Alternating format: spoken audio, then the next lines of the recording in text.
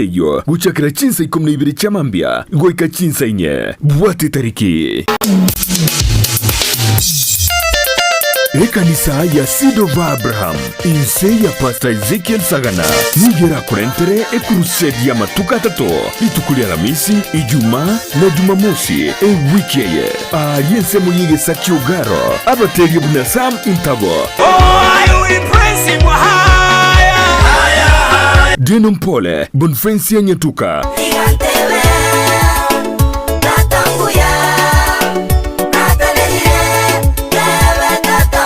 Vincent Onyanta,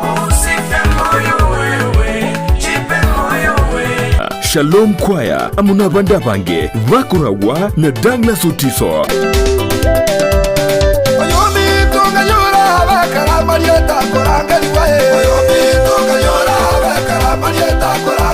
Asiri tukuria Jumamosi, nige crusade rabe eye maseyemo. Ase television ya uya Ndizi TV, guchakira chinsa ikome, goika chinsa ikome na ibiri chia marakoba. Utafanya maagano na wao, utawaambia mimi Bwana nitakuwa pamoja na wao. Waambie kwamba sijasahau, nitakuwa pamoja na wao. Voigori tukuria Jumapili, umurubri ubwege sinka, nigora kurikana eye maseyemo, kuruwase kaniseyo, guchakira chinsa ikome na ibiri chia mambia, goika chinsa inye, buwate tariki.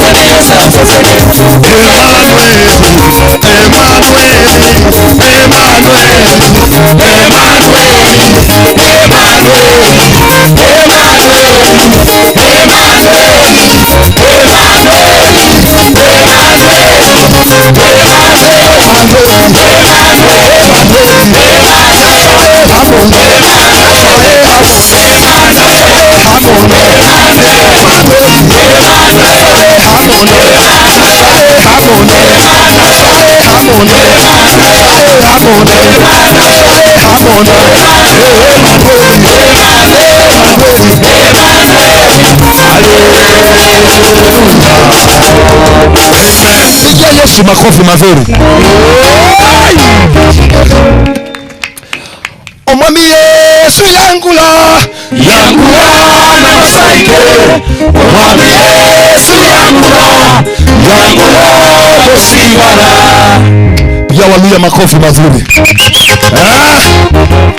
Wana wangu mko sawa? Kuna waluya home. Kuna Waluya home. Umami Yesu yangula na masaike. Umami Yesu yangula musibala. Umami Yesu yangula na masaike. Umami Yesu yangula musibala. Umami Yesu yangula na masaike. Yesu yangula musibala. Umami Yesu yangula na masaike. Umami Yesu yangula musibala. Yesu mulaiko bane. Yesu mulaiko bane. Yesu mulaiko bane. Andinanga bane. Yesu mulaiko andinanga bane. Yesu mulaiko baba.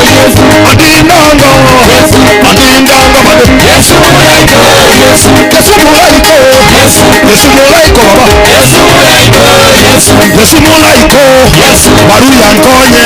Yesu mulaiko andinanga bane. Yesu mulaiko andinanga Pigia Waluya makofi. Kuna dada pale amesikia home. Dada, pigia yule dada makofi mazuri. I like that. Ukiwa mahali popote ukisikia tuko home, unafeel huko home. Pigia Yesu makofi. Haleluya.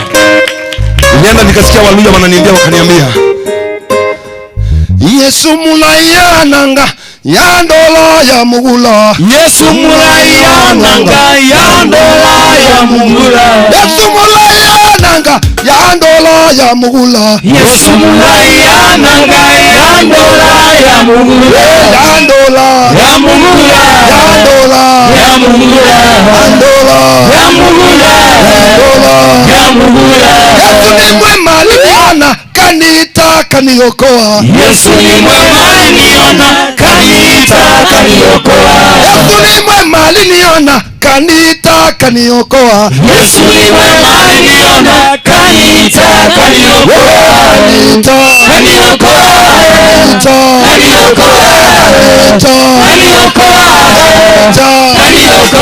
Ya Waluya makofi mazuri. Haleluya. Engayo Pigalo wachengayo Ninyole paitale Musake chumaroloyo. Engayo Pigalo wachengayo Ninyole paitale Musake chumaroloyo. Engayo Pigalo wachengayo Ninyole paitale Musake chumaroloyo. Engayo Pigalo wachengayo Ninyole paitale Musake chumaroloyo. Baba imetiola choyo Ekaima gilani Iyete chegolo bayani Iyete chegolo yivini Iyete chegolo Masai Iyete chegolo Kisi Iyete chegolo Nairobi Ninyole paitale Musake chumaroloyo. Engayo Ninyole wachengayo Ninyole paitale Musake chumaroloyo. Baba imetiola choyo Ekaima gilani Iyete chegolo bayani Iyete chegolo Kisi Iyete chegolo Chaluo Iyete chegolo Masai Iyete chegolo Wakuria Iyete chegolo Nairobi Ninyole paitale Musake chumaroloyo. Engayo Ninyole wachengayo Ninyole paitale Musake chumaroloyo.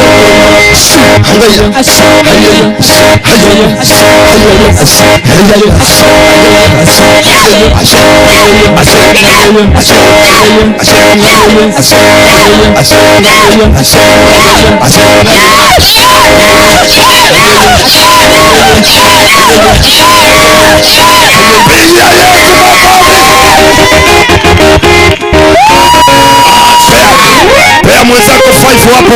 Waambie hata Wamasai wanaokoka. Haleluya.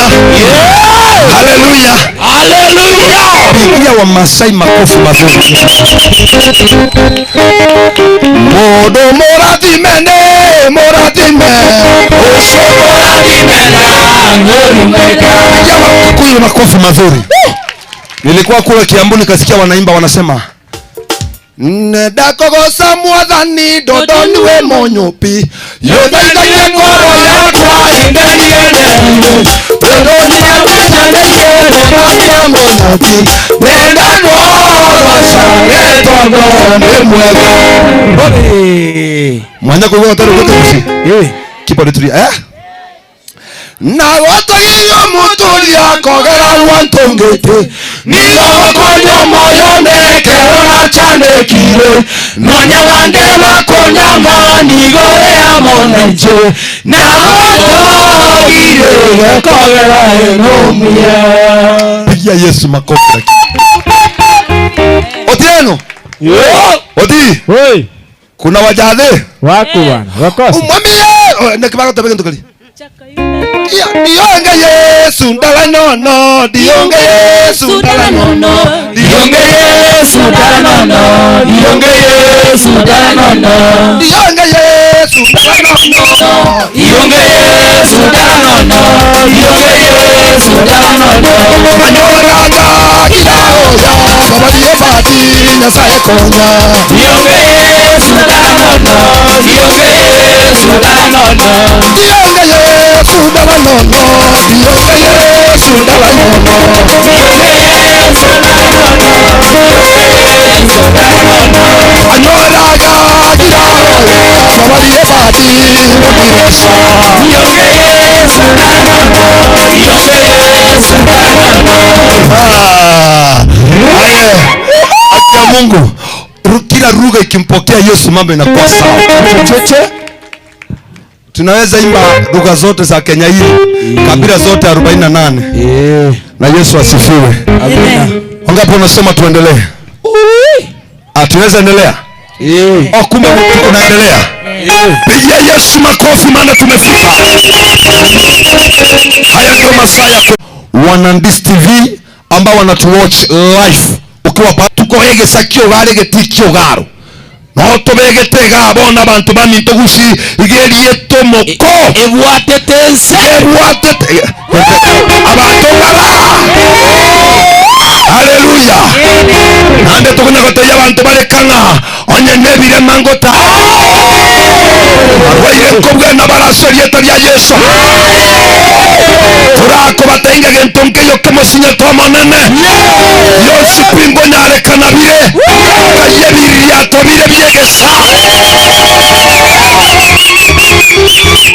omuntu narore nyamira omuntu narore ogembo omuntu narore machogoro nyaribari okumetinga na kinokorangike notaika ayebera abwa solete TV torimia ndisi TV menyo igora amaisho full right barore bikone bigokoreka naja Yesu bro haleluya amen so muko ngangali muko sawa basi waimbaji niko nao wengi hapa nina dada yangu ambaye anaitwa Nyatuka yuko hapa nina brother Vincent nina anaitwa nani Isaac nina Dorika hapa nina waimbaji wengi tu Liani kule kwa bakuri ya chini amefika mpige makofi mazuri mtumishi wa Mungu pigie huyo jamaa makofi tena ametupea msaada mkubwa sana huyo mtu wa Mungu na tangia tuingie hapa hata achataka kuongea lakini ameweka hapa mkono wake mkubwa sana ili tupate sauti nzuri ambayo tunaipata. Ningependa pia tushukuru mwenye ametupea uwanja. Inua mikono juu sema huyu mwenye ametupea uwanja abarikiwe. Tebo mwenye nobole mobo sosenigwa. Tachata chabu tabanga aye sosenigwa. Aye gwato etega sosenigwa. Na abana bao bonsi pi. Nenka yao yonsi pi. Kwa jina la Yesu mpigie Yesu makofi. Kuna mwenye ametupea stima pale. Yeye hata hajataka kujua nini anasema mchigira ndigwe. Mpigie makofi sema habarikiwe. Teba yegwa toete stima sose nigwe. Kuna mtu mwingine wa miujiza wa maana sana. Chief wa area hii. Pigie makofi mazuri. Simujui atichawahi hata onana kama tumewahi onana siwezi mkumbuka lakini alisema crusade kurandi Yesu. Beka inubeka. Pigia huyo chief makofi mazuri mahali penye yako. Hata jina simjui lakini is a great leader of our community here. Ni mtu wa maana. Kwa korumu gambio kwa tebanga tigaje sara ndigwe. Mondo yino moseseniwa. That's why tunapoona hata Ruto akiwa kiongozi. Kuna hata wengine labda they never voted for Ruto. Lakini sasa yeye ni kiongozi. So anaposema Bwana asifiwe, sisi kwetu inatufurahisha sana, maana heri huyu ambaye anamtambua Yesu kuliko yule ambaye hamtambui. Haleluya. Bwana Yesu asifiwe. Tunasema viongozi wanapomjua Mungu ni swafi kabisa. Mambo sawa eh? Basi ningependa nipe waimbaji nafasi nzuri waweze kutubariki na nyimbo na Bwana Yesu atatubariki. Na ningependa nianze na kwaya ya Seed of Abraham. Leo nataka muwe na nafasi nzuri. Seed of Abraham. Mkuja hapa na ndeka ngo kwana inu mwamyo kagoja mwanya gusuma. Rojo bana bala maridadi. Baba mbuja more. Yesu barosiri. Mwa bakire chingo byonyo tubati nyamwamu. Mbali muyaga haki. Tatike kwaya yebu ata baswati abange. Eja baswati bale.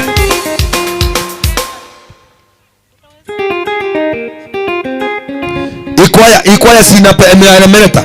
Ikwaya itatoka Tanzania. Ikwaya ni yetu hapa. Iko hapa kwetu hapa kanisani hapa Seed of Abraham. Kwaya hii imebarikiwa na imetoa nyimbo zao, ziko kwenye CDs na naamini pia ziko YouTube if I'm not wrong. Kwa hiyo ningependa waweze kutubariki, maana mkutano huu ni wao. Tuwape nafasi watubariki na tusipoteze muda. Aya ama kuana ni baadaye. Tekuja kukuana naone tukiro baadaye. Haya, are you ready? Mko tayari tubarikiwe na hii kwaya? Haya, twende. Nimewauliza ndume wako wapi, wakaniambia mandume wamesimama pale, ndio tunaongojea wa join. Kwa hivyo brothers, you are welcome to join this choir. Please, as from tomorrow, you are welcome. Njuna yoso kwaya, na yako bwate pesi kwanya kwa tena. Ayo manene no moyo.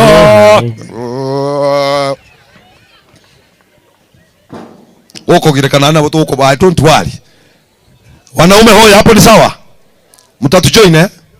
Hata na Yesu anaone kwaya tu kubosa higo. Thank you. Wape namba.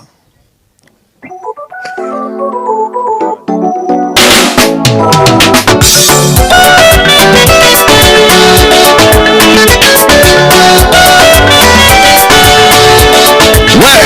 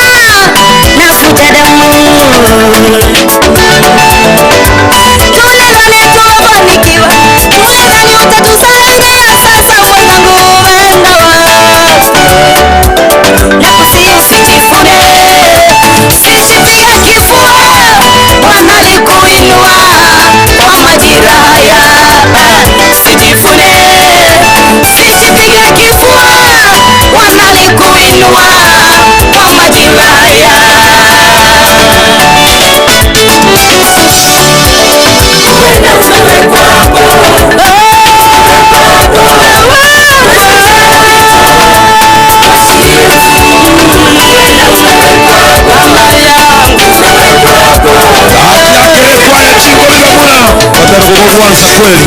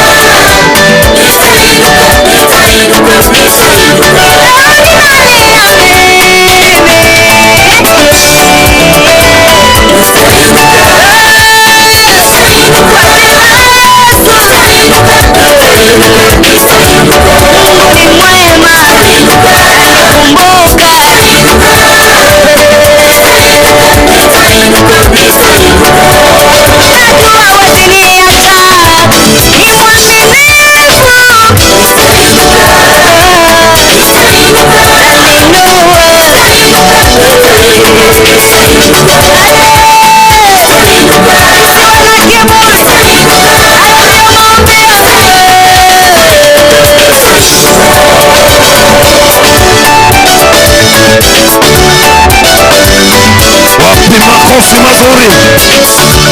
Wapi makofi mazuri? None nigonkorera gukare Nairobi. Igokorara kwabo kama mumino nari nkorera nka. Nagosomete ugakore sukuru gakamaje mumbu. wachire kwangebire njandegete no menya tegesa ande na igwankwa nyoma naringo itoko borose ito umwana on igesirikali na ekolemera yozinki abuneka timbwati kene na kolera nonyeke baru umwana on rone gesomenyet ande ngigweto bwate furati sikirini abayoli mbaya bakorera igogaki abatari ambatera tigendeke wapige makofi mazuri, pige hiyo kwaya makofi mazuri. By the way, kwake yemekiana. Kuna watu ambao wako hapa walisahau wasasi wao kitambo. Ngana aibono no musacha ore. Ngonyu ametole tegesa. Nyoko koleranga. Akirene na vera abenga tubu atibesa, lakini tema kwa mutumira ke taliboga haki. Na ande namba ya mama minuto tukuta tigeba at least no after 1 day 2 days kwa mbolinga mama. Lakini boketabu no tamo akende kukuja kuboboli koko muri ambiyande nichengiche Friday ose nichengiche Saturday umongo no yago twara hope umanya na akoreteki na ibolete pigia Yesu makofi.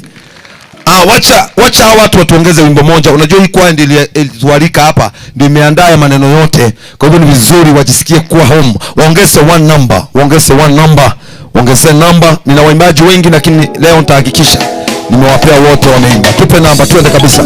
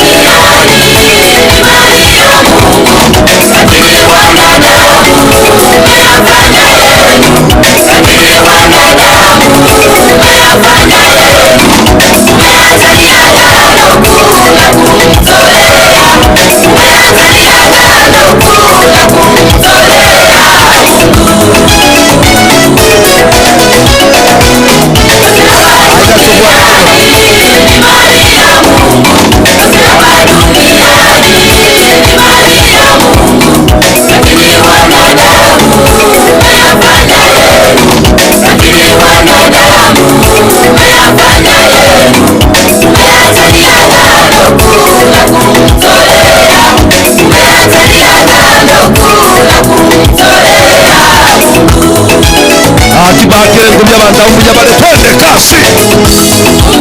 Ndani yenu mtasiona baraka mewandalia mbele yenu, maskini mtainuliwa mkitoa, leo mtapata cheo mkitoa, watabarikiwa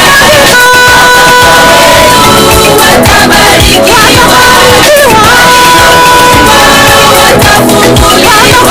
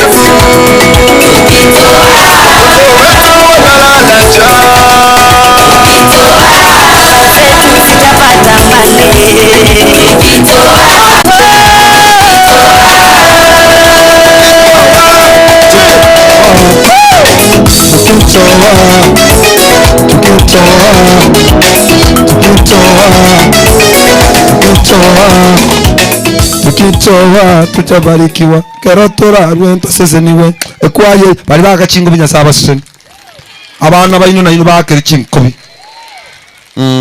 gomine tinga kerba kwa kerichingo baka number 1 uliotaka chinkobi mwana okay akachinkobi next year pigia Yesu makofi. Okay, wacha nimkaribishe kijana yangu hapa anaitwa Isaka. Amen. Tupe namba haraka DJ, nataka hizo nyimbo ziwekwe hapo mbio mbio. Bwana Yesu asifiwe. Akinkorero koboko y'abantu begesa. Kokoro muntu butari kuvugulia koboko inomoro gina ndate ko kuibera. Mote ya beko koboko igoroiga. Musiseni lakini barenga baamine tinga ntuna babuya setara Yesu. Haleluya. Kakikara kura una. Amen. Tiangara kata nga ntuna babuya Yesu toire chinguru chebo bui. Haleluya. Banda nipe sauti.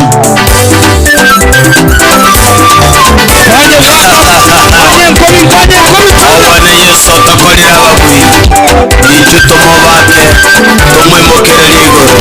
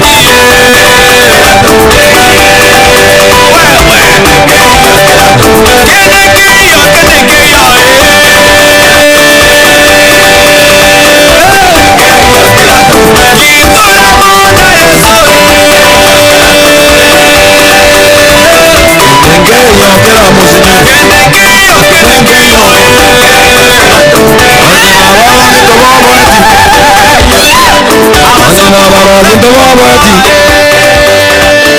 Nina bai binto babati. Onye nebi monento babati. Kwanya gosoka botukumira barogi.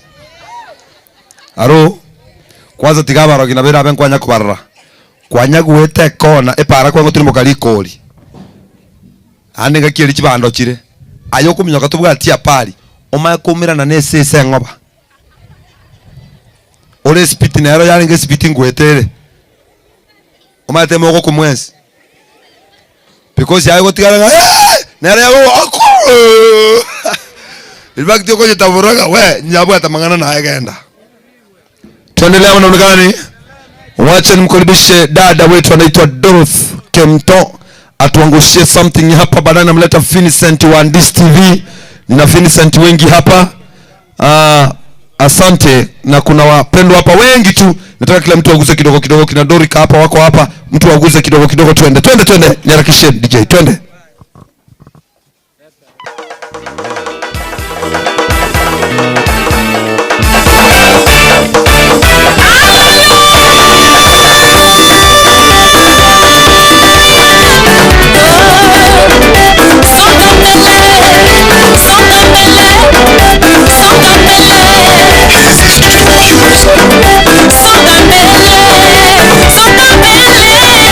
Songa mbele, utafika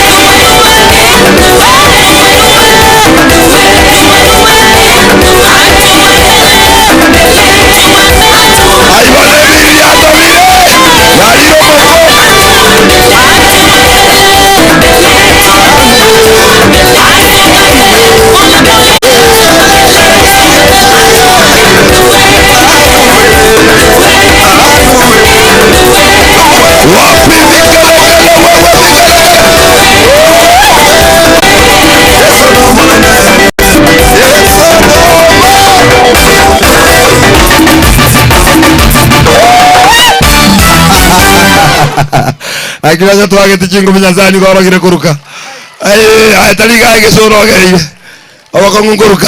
Wapigie makofi mazuri. Haleluya. Tuendelea namna gani? Tuendelea namna gani? Unasikiaje?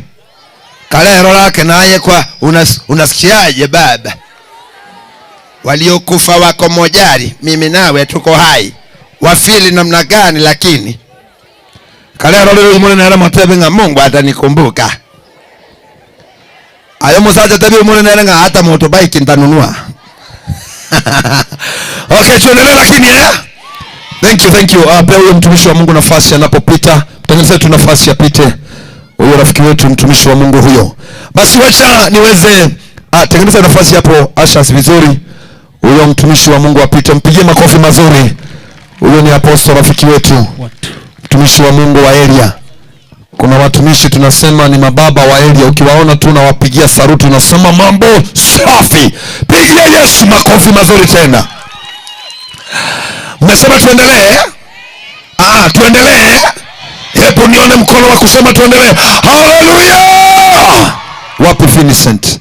Wewe jamaa anafanya hapa na Ndish TV, hata kando na utangazaji pia ni mwimbaji. Wacha tuangushie namba na tubarikiwe. Bwana sifiwe. Bwana sifiwe. Wacha nione kushana mikono kama uko na furaha, sema amen. Sema amen. Usife moyo wewe. Nipe kitu. Twende kabisa. Niko sauti mkali.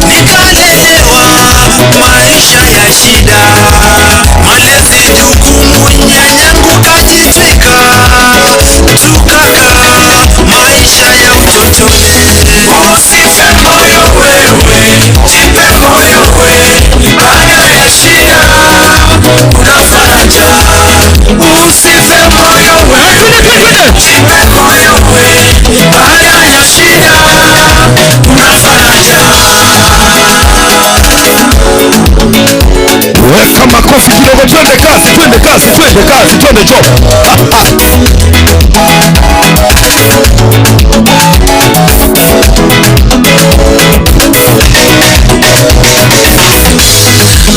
Babu yangu niliyemwita dadi kaga dunia. Maisha yangu yakaenda mrama zaidi.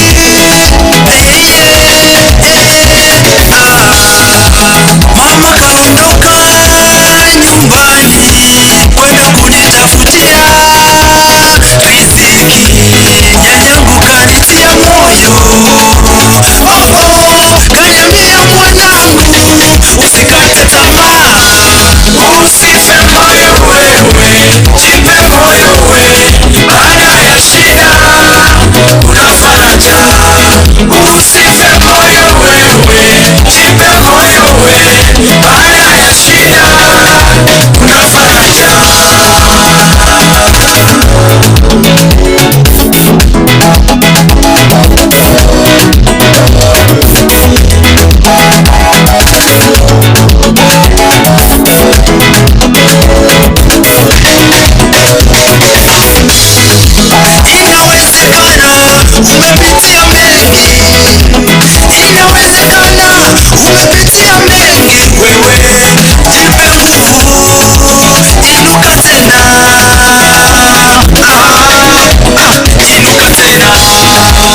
Amini Yesu.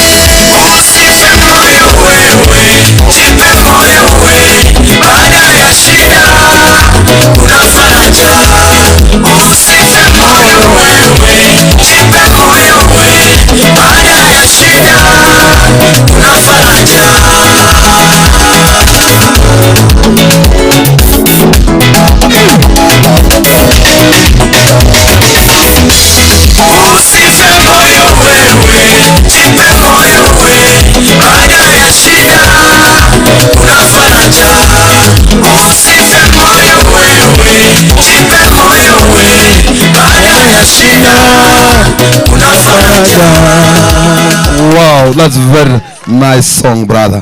Kumbe tani wasanii woka. Okay, tangaza kwanza. Yoma tani nomorali. Wante hivi nitangaza bwana zahiwe tena. Mbia mule naende. Litukulia mbia. Ndaracho isaranzaiga. Iko turabe naende live. Kurua se kanisa. Kuna seed over. Tutakuwa live umuruli kweke singa kuchakera saa 12 ya maambia mpaka saa 4. Kwa hivyo kesho mkuje kanisani tafadhali. Tutafanya show live kutoka pale. Mmekaribishwa na Mungu awabariki. Asante sana. TV inaitwa hata sasa tuko live bado hapa, tuko live kwenye runinga ya Ndis TV. Basi wapige makofi, mpigie huyo brother makofi mazuri. Natambua uwepo wa Apostle mtumishi wa Mungu Rogers Nyamora.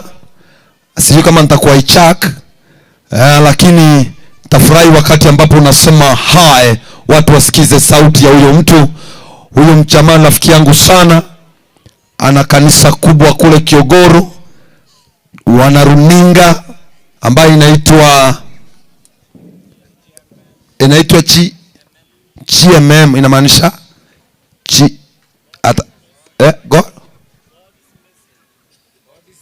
God is messenger. Thank you. Kidogo wacha nipea huyu mwimbaji, lakini nitampea nafasi tu awasalimia hata kama ni dakika 3. Nampenda, ni mtu mnyenyekevu huyu, amebarikiwa. Wana kanisa kubwa sana, inabeba watu uwanja mara 2. Kwa hivyo akiwa amenyenyekea kuja hapa, haone vile watu wege sawa wanabarikiwa. Sio mtu ni mzuri wa Mungu. Na wanapotuombea watumishi wa Mungu wakipatana waombe, si mambo inakuwa sawa. Pigia makofi mazuri basi Apostle yuko heria. Pia nina mtumishi wa Mungu leo, nina watumishi wa Mungu hapa, nitawapea nafasi yao baadaye. Pia wao tutatambua uwepo wao. Kuna jamaa mwingine pia mnampendanga, aliniambia hivi karibuni ataingia church, atumikie Mungu sana, anaitwa Antivirus. Mwenyeko moigwa. Hata Antivirus yako area, mtamsalimia ama wasalimie? Sawa, nitamualika. Kwa sasa wacha nimualike mwimbaji huyu ambaye anaitwa Otieno kutoka pale Ujaruoni. Kutoka pale kunaitwa Awendo ka. Amera bile tuongi mapele mapolo matuongi. Kala satellite chat chopo dala. Nago iteraga nago kora. Bwana Yesu asifiwe. Hebu nipungie mkono hivi. Biblia inasema mwanadamu ni migumu kupatikana, lakini wewe umepatikana hapa. Siwache uhubiriwe. Kwa sababu upatikani hata nyumbani. Watumishi wakikuja nyumbani kwako upatikani. Lakini leo umepatikana hapa. Siwache upewe injili. Bwana Miawe. Wimbo unasema masikini ni mbaya kwenye YouTube. Evangelist Michael Otieno. Utaipata pale. Haya, unapiga makofi pole pole basi. Piga makofi basi kama unaamini umasikini ni kitu kibaya bwana. Amlizwa. Hey.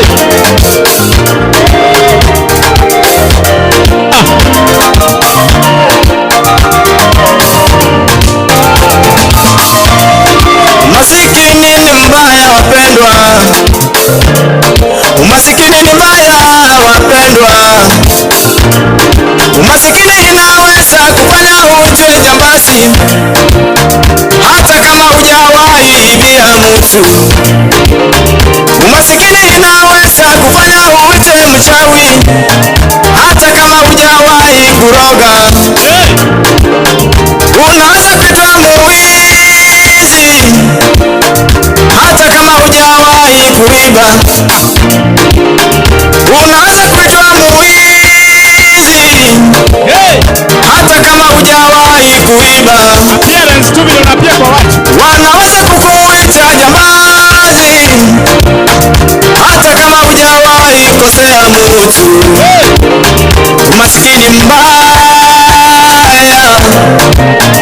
umasikini mbaya.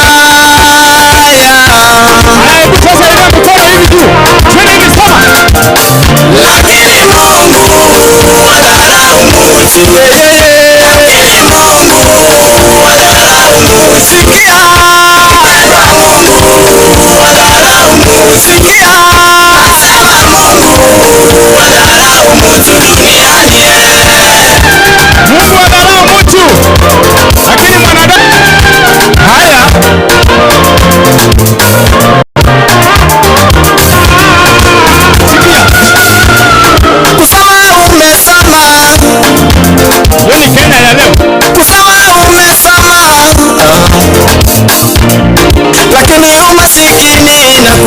kukumba, lakini umasikini na kukumba.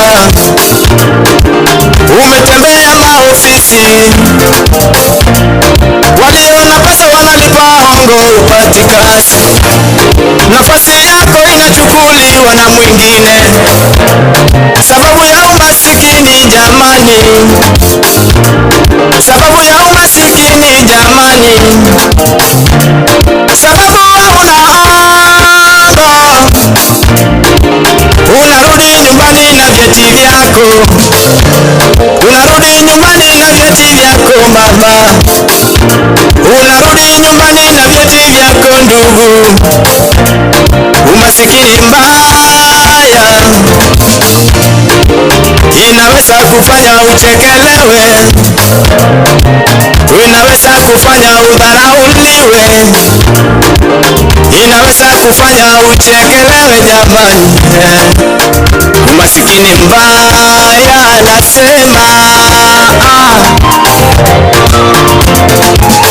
lakini Mungu wadharau ni mwaminifu, lakini Mungu wadharau ni baba, mpendwa Mungu wadharau mtu, nasema Mungu aro mutakanu bobe taibo gaki pigia Otieno makofi akongo kia gotera agasweli akunigo tagasweli akagere leo tunagagwanza.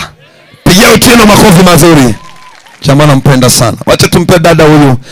Waimbaji niko nao wengi lakini mtanisamea jamani. Kuna wengine nitakatia, wengine nitawapea kesho. Maana nina waimbaji hapa ninapotazama nimebakiza waimbaji karibu 16 ambao sitawaweza wote kwa sasa. Mpe namba huyu dada. Wapi hiyo microphone? Wapi mic? Otio umeenda na mic? Kwani tumekuuzia? Ya anaitwa Dolka.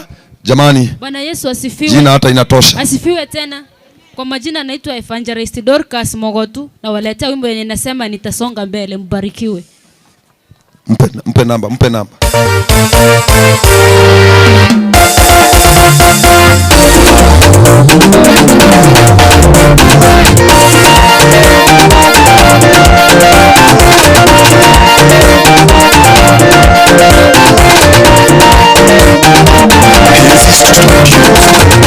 Nitasonga mbele, nitasonga mbele, nitasonga mbele, nikiwa na Yesu. Nitasonga mbele, nitasonga mbele, nitasonga mbele, nikiwa na Yesu. Nimechoka kusikia maneno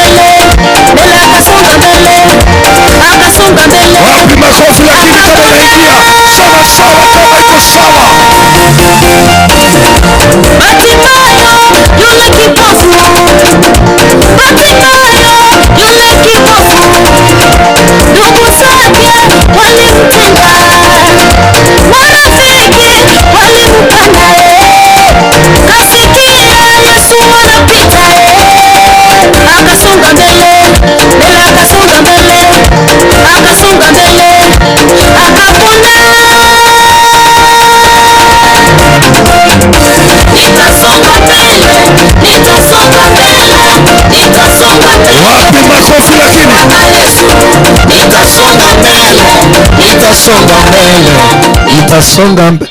Pigia Yesu makofi mazuri. Huyo dada si yako sawa eh? Acha niwaguse kidogo kidogo. Wacha nimkaribishe brother hapa anaitwa Vincent. Mimi namuitaga Mida. Muitaga Mida. Rafiki yangu huyo pia. Aguse tu kidogo. Jamani mkiona na wakati sia mtanisamea kwa sababu unaona pia mko wengi na muda wangu. Alafu kisha baadaye mama Nyatuka eh? Simu yako iko ready eh? Baada ya huyu Mumida karibu. Hallelujah. Bwana asifiwe. Bwana asifiwe. Nataka kukupa wimbo nasema ya kwamba mke si huwa ila tu ni ubafu. Amen. Ya kwamba ukipata jambazi wa town ambaye si ubafu wako atakukoroga mpaka wewe mwenyewe mtamalizia kugawanya vitu kule polisi. Hebu nipe kibao katika jina la Yesu. Ngome nasema ubafu. Achilia kombora moja safi baba hapo. Ongeza sauti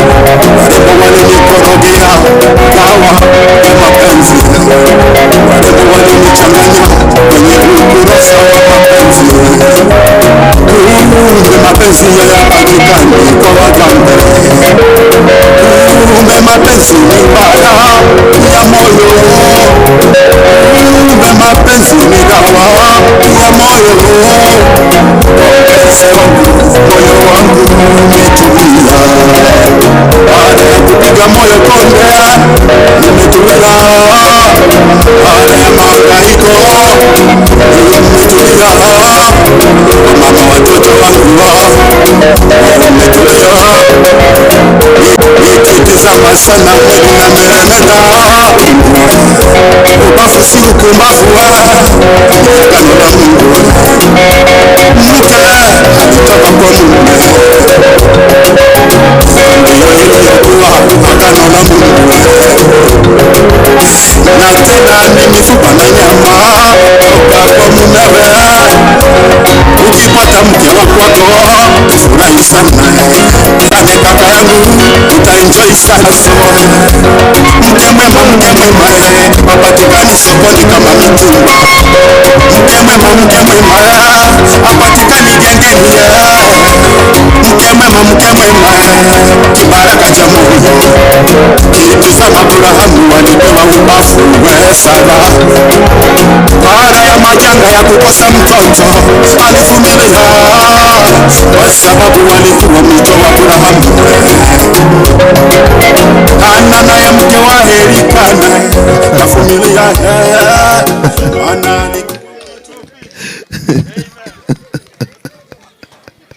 aijoja tumwakele tinko video alito gwanjwa ngoigwa mangana ngo kwana ubavu si upumbavu. Ubavu ni okay, anaitwa wewe muita Vincent. Mimi peke yangu ndio ndamuita Mida. Okay, pigia Yesu makofi mazuri. Kuna mama yenu hapa, mama wa Seed of Abraham anaitwa Nyatuka Boniface. Karibu sana mama, karibu sana dada yetu. Unajua hiyo jina mama si ati inamaanisha ati ni mama mzee. Yani inamaanisha mtu mresi, si ndio? Lakini ni dada ni mrembo, amerembeka, ni kumaanisha ndani Yesu yuko na kwa nyumba Bwana yuko na kanisani kuna watu wako na yeye. Pigia Yesu makofi. Karibu dada yangu, welcome. Bwana Yesu asifiwe. Nawapenda sana na moyo wangu wote. Mubarikiwe sana kwa kukuja hapa na wacha Mungu awatembelee siku ya leo. Sitaki kupoteza muda, wacha niwabariki na wimbo moja tu.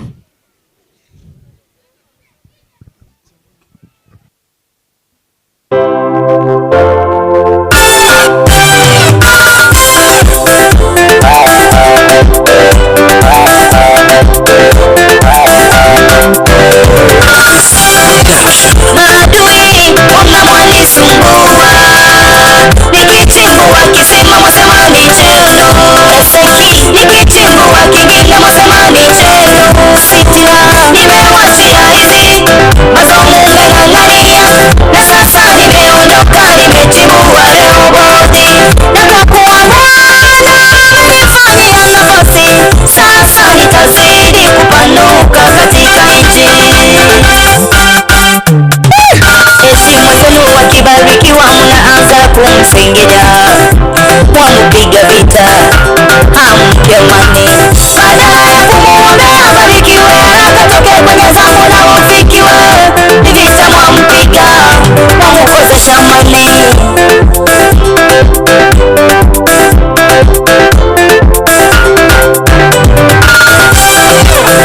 Wenzangu wachana nao wanakupiga vita, hawajui yale Mungu amekuandalia. Na siku ikifika kwenye baraka zako watashangaa, wataulizana iwezekanaje, nani kakuinua, watoto walisoma vipi, watarudi kuomba msamaha. Watasema vile walikusengenya, wakija kuuliza ni nani kakubariki, waambie ni Mungu, maana baraka za Mungu hazina majuto kamwe. Waambie ni baraka za baba yangu Ibrahimu, na sasa naona taipasua miamba, wananina uhai, taipasua miamba, nina kumua, taipasua miamba, jina Yesu, taipasua miamba, hawawezi nizuia, taipasua miamba, ambia maadui, taipasua miamba.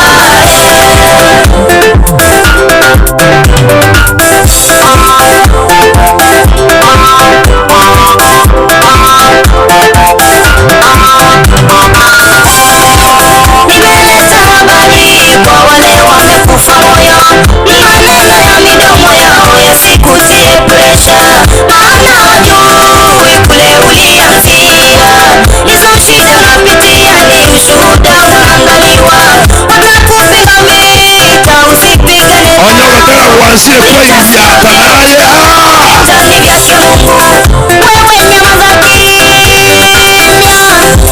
Bwana atakupigania mwenyewe utashangaa, na hata waibisha maadui mbele zako. Kwa hivyo usijisumbue, Mungu yuko nawe. Kiona maadui wameinuka kukupiga vita, jua uko mbele yao, ndio maana wanakuona.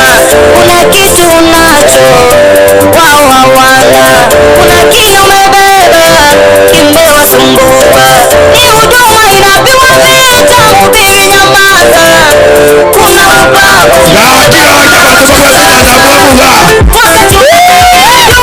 kuna umesonga, hao ndio watafanya ujue Mungu amekuinua. Usipigane nao, wewe tulia, maana mti ulio na matunda huwezi wakiyatupa kwako, wewe chukua huduma yako ikapanuke. Wakija uambie walifanya haya, wakija waambie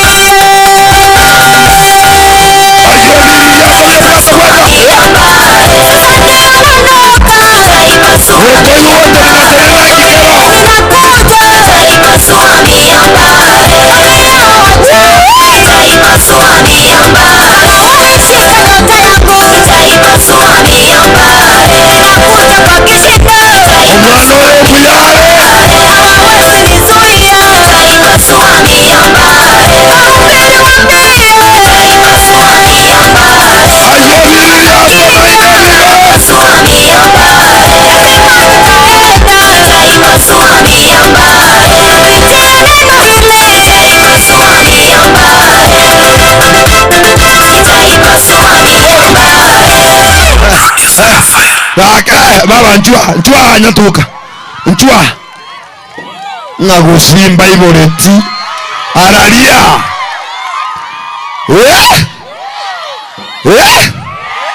Akariogia kuna nya kuigwa. Taribuya. Ngokiritia momento komo. A momento komo. Beko kwa kegusi.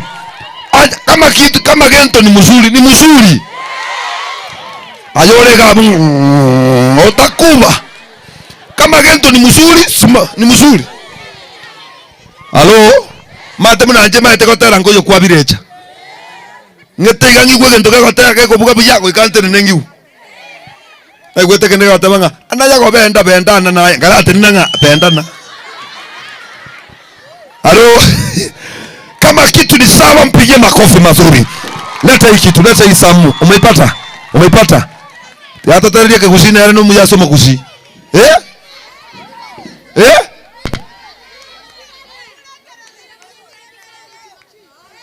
Ale toko. Na bwa mawante to akekurapo.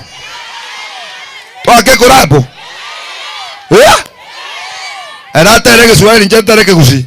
Because ke Swahili nje na rueto. Eke Swahili. Nje tere ke Swahili tere ke kusi.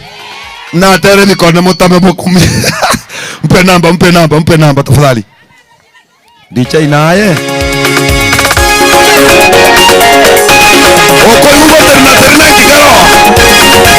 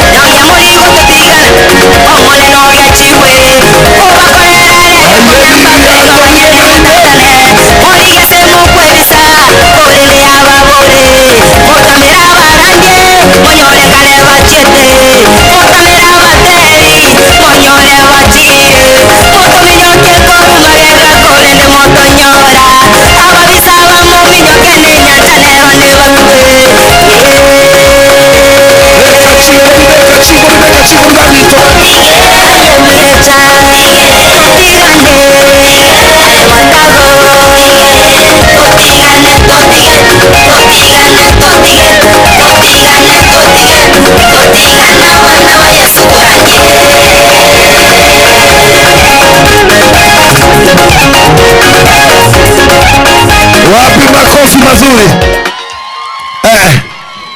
Gaki. Nganote benga hapa seed of Abraham hakuna mama.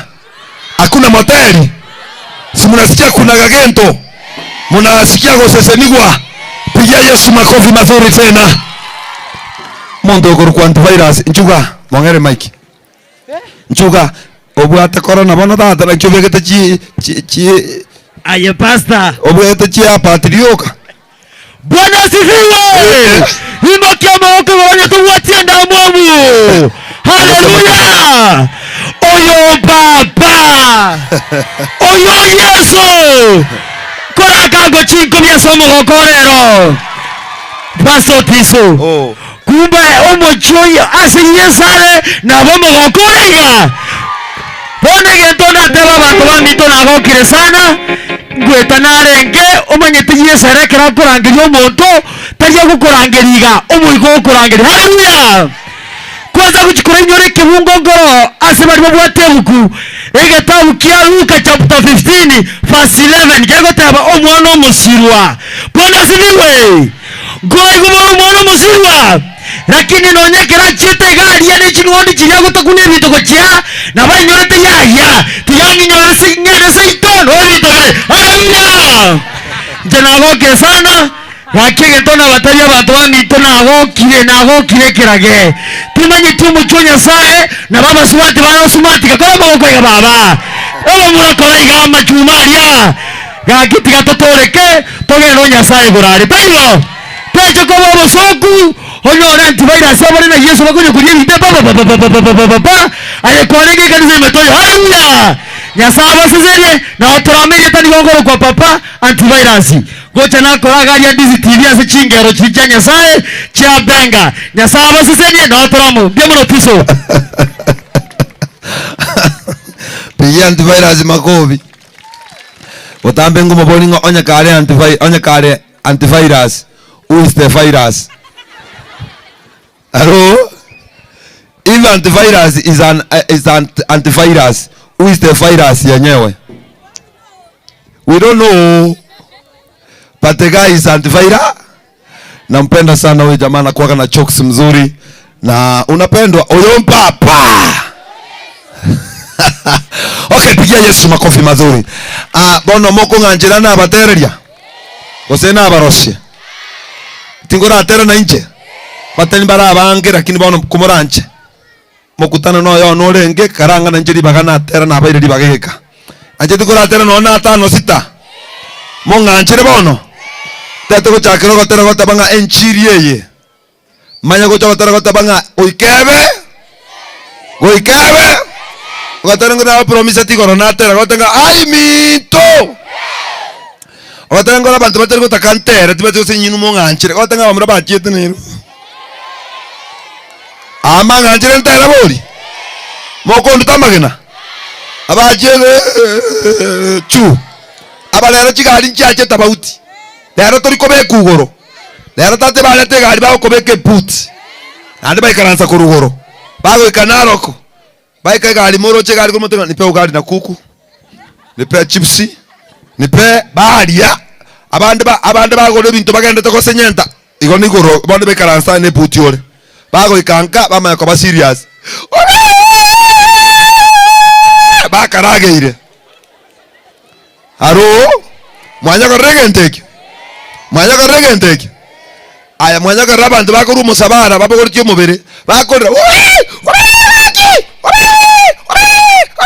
Ba mwa bombe yore. Bana wengira. Gaki. No mwaba.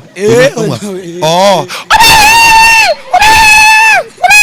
Oyo kale kolera mono. Nini? Kibabwe kainega. Osendo yo mabokale. Aje. Maya korre bito biko ba matanga. Bago konyora ba muraba bwate chipikipiki bagwetega. Bago moyo ikali chekire kwa makonga. Ngwara mna nana choge mbogotira. Ngwara mna ne tagari. Ali na ya 140. Aro. Ebintu mbiriense lakini. Tiana to tanga kota banga nchiri ya randi go lakini bangire koigwa nipe hiyo namba tafadhali nchiri ya randi go lakini bangire koigwa ni alpang yamku namba 8 bono Number 8, yes. Nipe huo wimbo brother. Naja kwa ngonya kwa konga. Nyago konga ya kwa ngalioka. Atakasikiza hii wimbo. Wana wa Yesu. Hii kitu nafikiri nimemaliza Brian. Teremsha chini. Nafikiri nimemaliza kazi. Aya. Ngoga tera gaki. Baka na atumire gaki. Kama na atumie please. Please me. Please call me. Mwakole jida kachiana inya. Mwakole 4 minutes chana. Dato taka mangana ya kando na yons. Dato taka mato.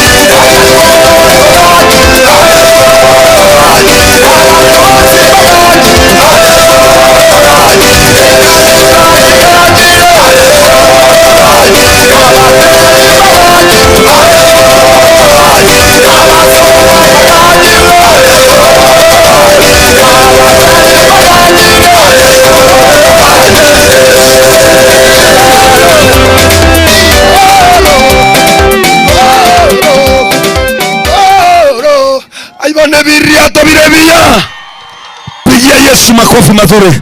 Rafael, mic yangu umeua sana. Pigia Yesu makofi mazuri.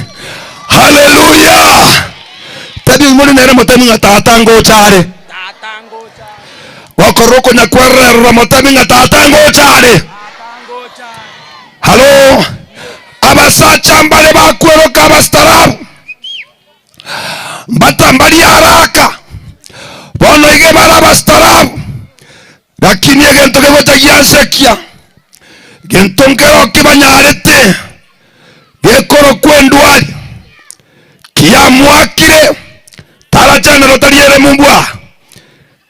Ogenda alisibakoro ngade bosigisi. Ogenda ward 5 na 4. Orasa basacha wale my friend abarabuko kubwa. Lakini no wale my friend. Oigwete gento kegota kubwa. Alafu gaso mono negenta beke akonya utembe ngo kaitane kasi ni ane kumulandiria nchiri botambo ntabinga no mogere chikasi ni chane chinyi mogere kana chane cha soga tabogere era gonte binga kuso. Unajua mimi siwezi okoka nikarukaruka barabara kama wewe. Siku ile mimi nitaokoka kuso, mimi nitakushinda. Nilimura lichorete sana. Litukeli kasi ni ite karuare kale tu abosonga. Very serious ruare lege kabisa bakomo bero ayire kabisa. Kasi ni yande karuma bei. Ekanga keresi mikuso. Uko wapi ngama niko Kisii. Si ukuja bana tuende tukamuone kuso. Ngama sawa. Ngatabala rango manyole.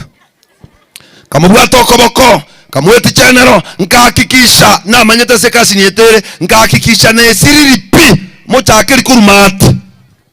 Toka chaka ward number 1. Sure. 2. Sure. Ward ya gata tokire pi. Wana ale kabire. Baka ninje mubwate toko boko ngo mubwate toko boko. Wana ngo mangusa. Igalenga. Ngamoira baka se kasi yeito iraire. Kasi yeito ani abantu mara bakore akapesa lakini batigirwe ruyogi. Bono oburangeti ayarete piese getanda lakini ruyogi riri nene. Akamate kuso. Oria kama kondigere ringa. Nje namo kwanira kama tatali nje go kwanira. Oria kama kumeka oria murambore toko boko oya kweta tanga ingenga. Kama takwani murwaire agakwani murwaire kabisa. Tugaka ga story abu kidogo kama taitosoka. Akaratu igete gita gya chenero isiko. Nero sote kondandeli. Kuso Mungu ni mwema. Kuso yawa Mungu ni mwema. Mungu kama tebi bado unaongoja antebi Saturday nitakuwa church. Halo. Omosacha noloche munole buyaiga. Bono igana bakora no bwate chance. Na bokwene na munota gete. Lakini byanda biko chake mosacha. Bichakire nsa biko koitabirie bike bimego tabiri maduong. Kora ira ali okora no omonyagitari yagweta kwa moroka fata. Dangeli fata. Because yomire mosanione. Nakekora marikago te banyora Yesu mogaso. Litukondero. Manyora Yesu mapema. Amangana taraba bobe. Bwana Yesu asifiwe. Omo muronde korumata ogembo yaito. Kingo nyagotera botambe ngurandie nchiri. Anyagonde ngoti somi yagototereri. Muboringa ngo batereri lakini mota itiko toreka. Ante into toreka mosukora kintalibona.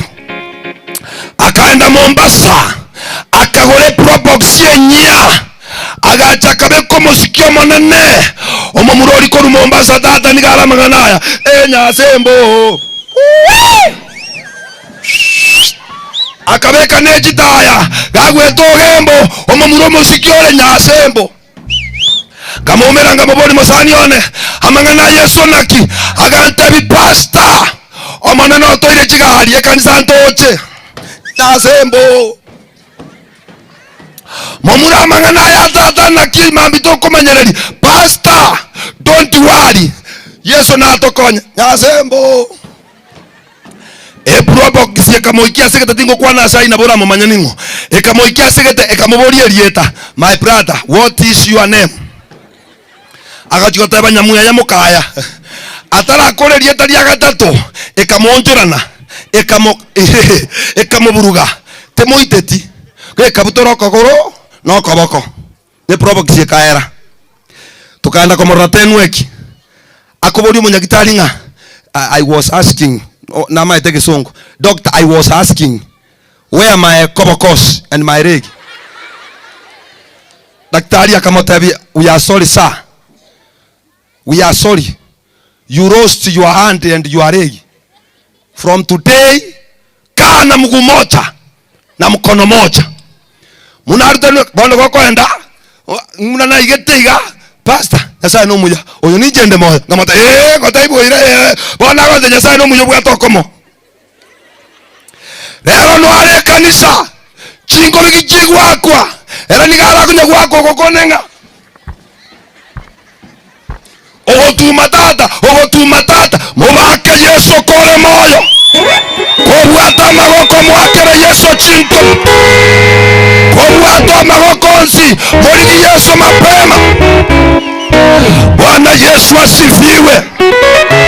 Musubati ondo musani onege kone twarenga gotera nere kwaya orenga gotera baba mliraika tingo kwana lieta na bora mumanya musubati ulia kaumera basubati bande bakamotabinga kwa chachi mazee umechelewa nalienga kiri achite korukunga chiri mwe gotenga kigeta bantu bayo kore biyaraiga batenga chiri kama bolinga baba konye kitoko tere kwaya naki agantabi otiso chiri bana chiri kama boli baba ekanisa konye mbuya tole agateba no monyerera korenge momwamu akaumera baswahili bakamotenga baba aje toli buya kieni we can roast you we can tengeneza you and the people will love you more agateba no problem I can cooperate bakamotabinga terisa we you can egwa tentetere so that the devotion will reflect akagwa tentetera kamera mobero gasoko ba mune soderi ya Fanta ya koki muswati akamanyambu yale lakini bado no mumwamu aya akategwa mabuta na akoro ku karoti kosenkaroti laini agakobo sio bogasoka lakini bono bokola bauka ochimwina na mwamu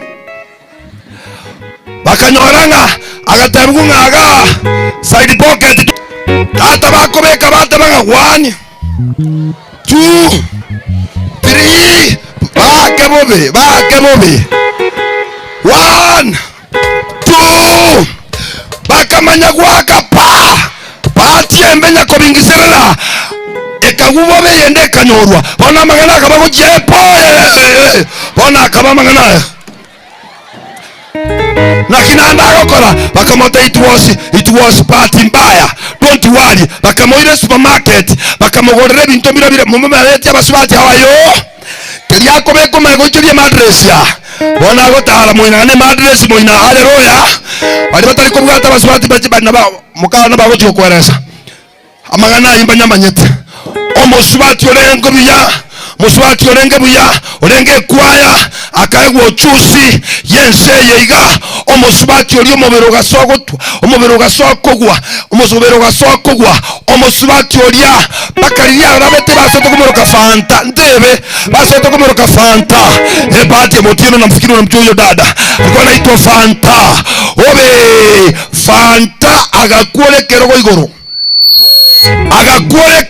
ikaransete akalimo kyoto oelile na kiamalika goteba msara wa dhambi ni mauti ntegerere nande engeria yekebe na makweli. Bwana Yesu asifiwe. Gento gyonsho gokora Yesu atayo eje gwechandire gento kene gyonsho bwate Yesu atayo you are not safe. There is a problem. There shetani ashindwe.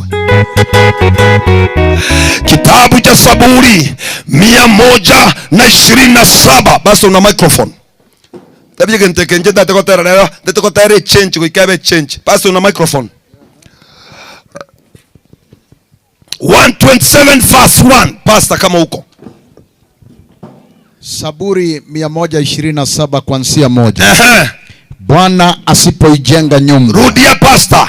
Bwana asipoijenga nyumba. Bwana asipojenga nyumba. Waijengao wafanya kazi bure. Wajengae wanafanya kazi bure.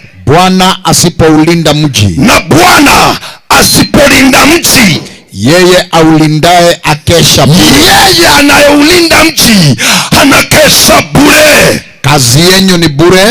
Emeremo ya inombosa. Mnaoamka mapema, abamoko boke mambi mwate bamomete kolia, na kukawia kwenda kulala, nono kulala mwanyorwa, na kula chakula cha taabu, nonye nendagira mokolia neyeme chando.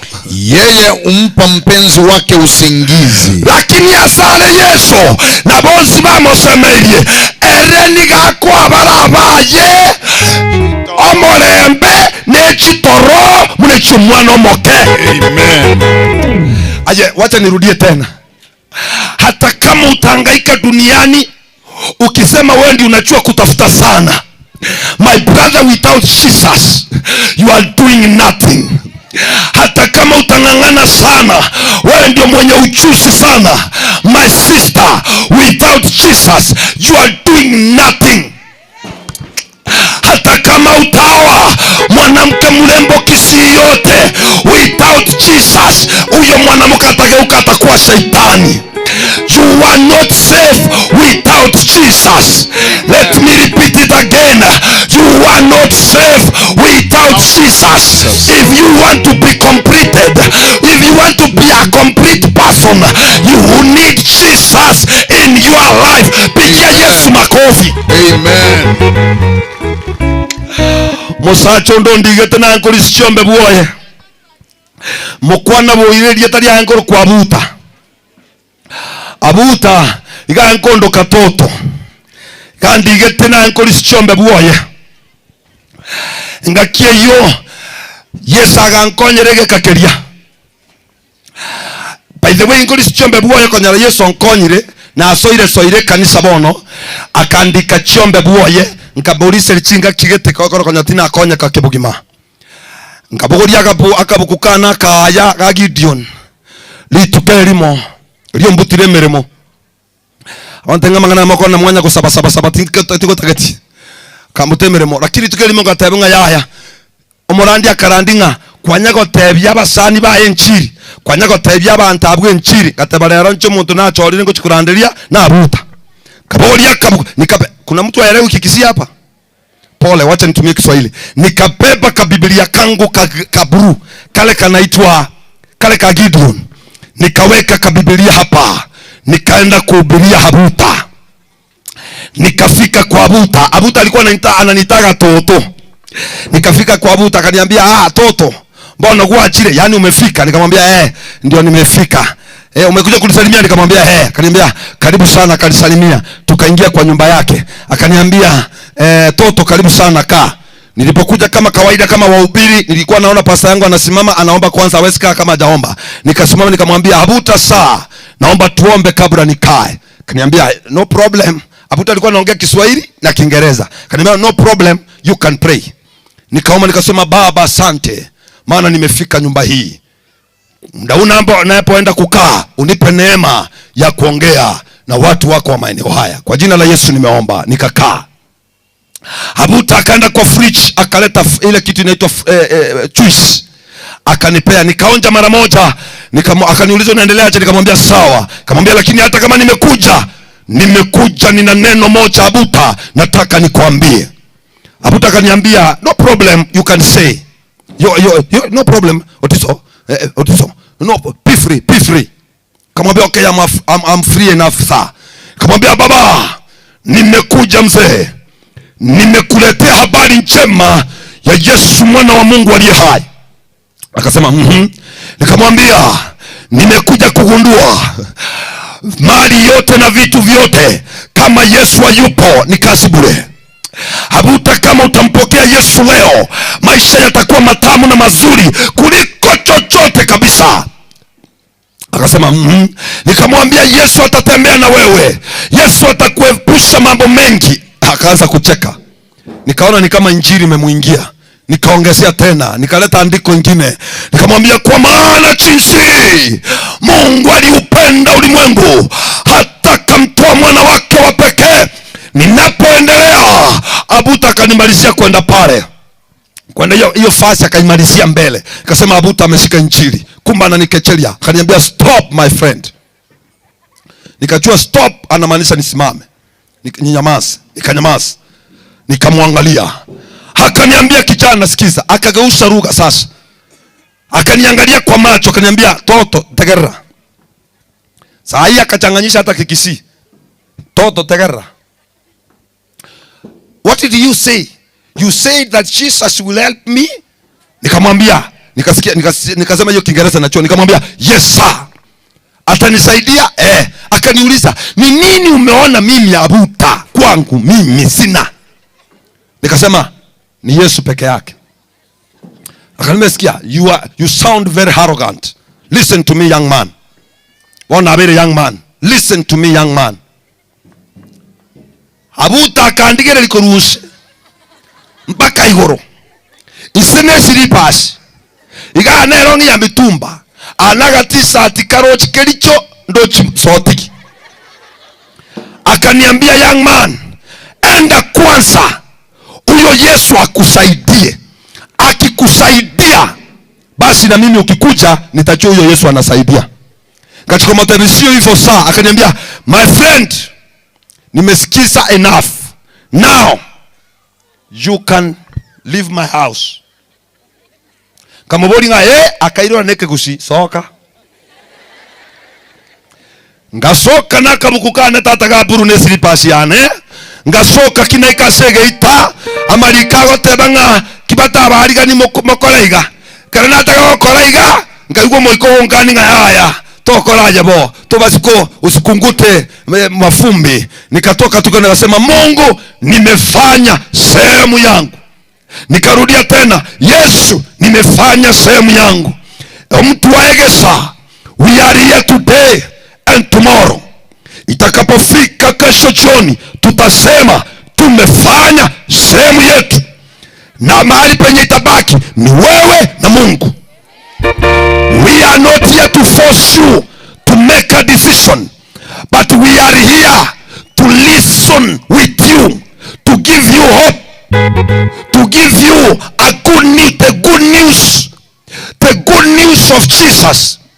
You will decide whether you can follow, you can join, ama usikie usichukue. Nikasema nimefanya sehemu yangu, nikatoka. Sikiza, muda umeenda kidogo.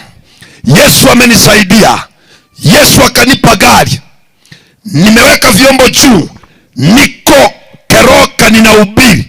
Hii Keroka ndio nilihubiri muda mrefu sana na gari. Hapo kwa barabara. Watu walikuwa wamechana namna hii. Nimepiga injili.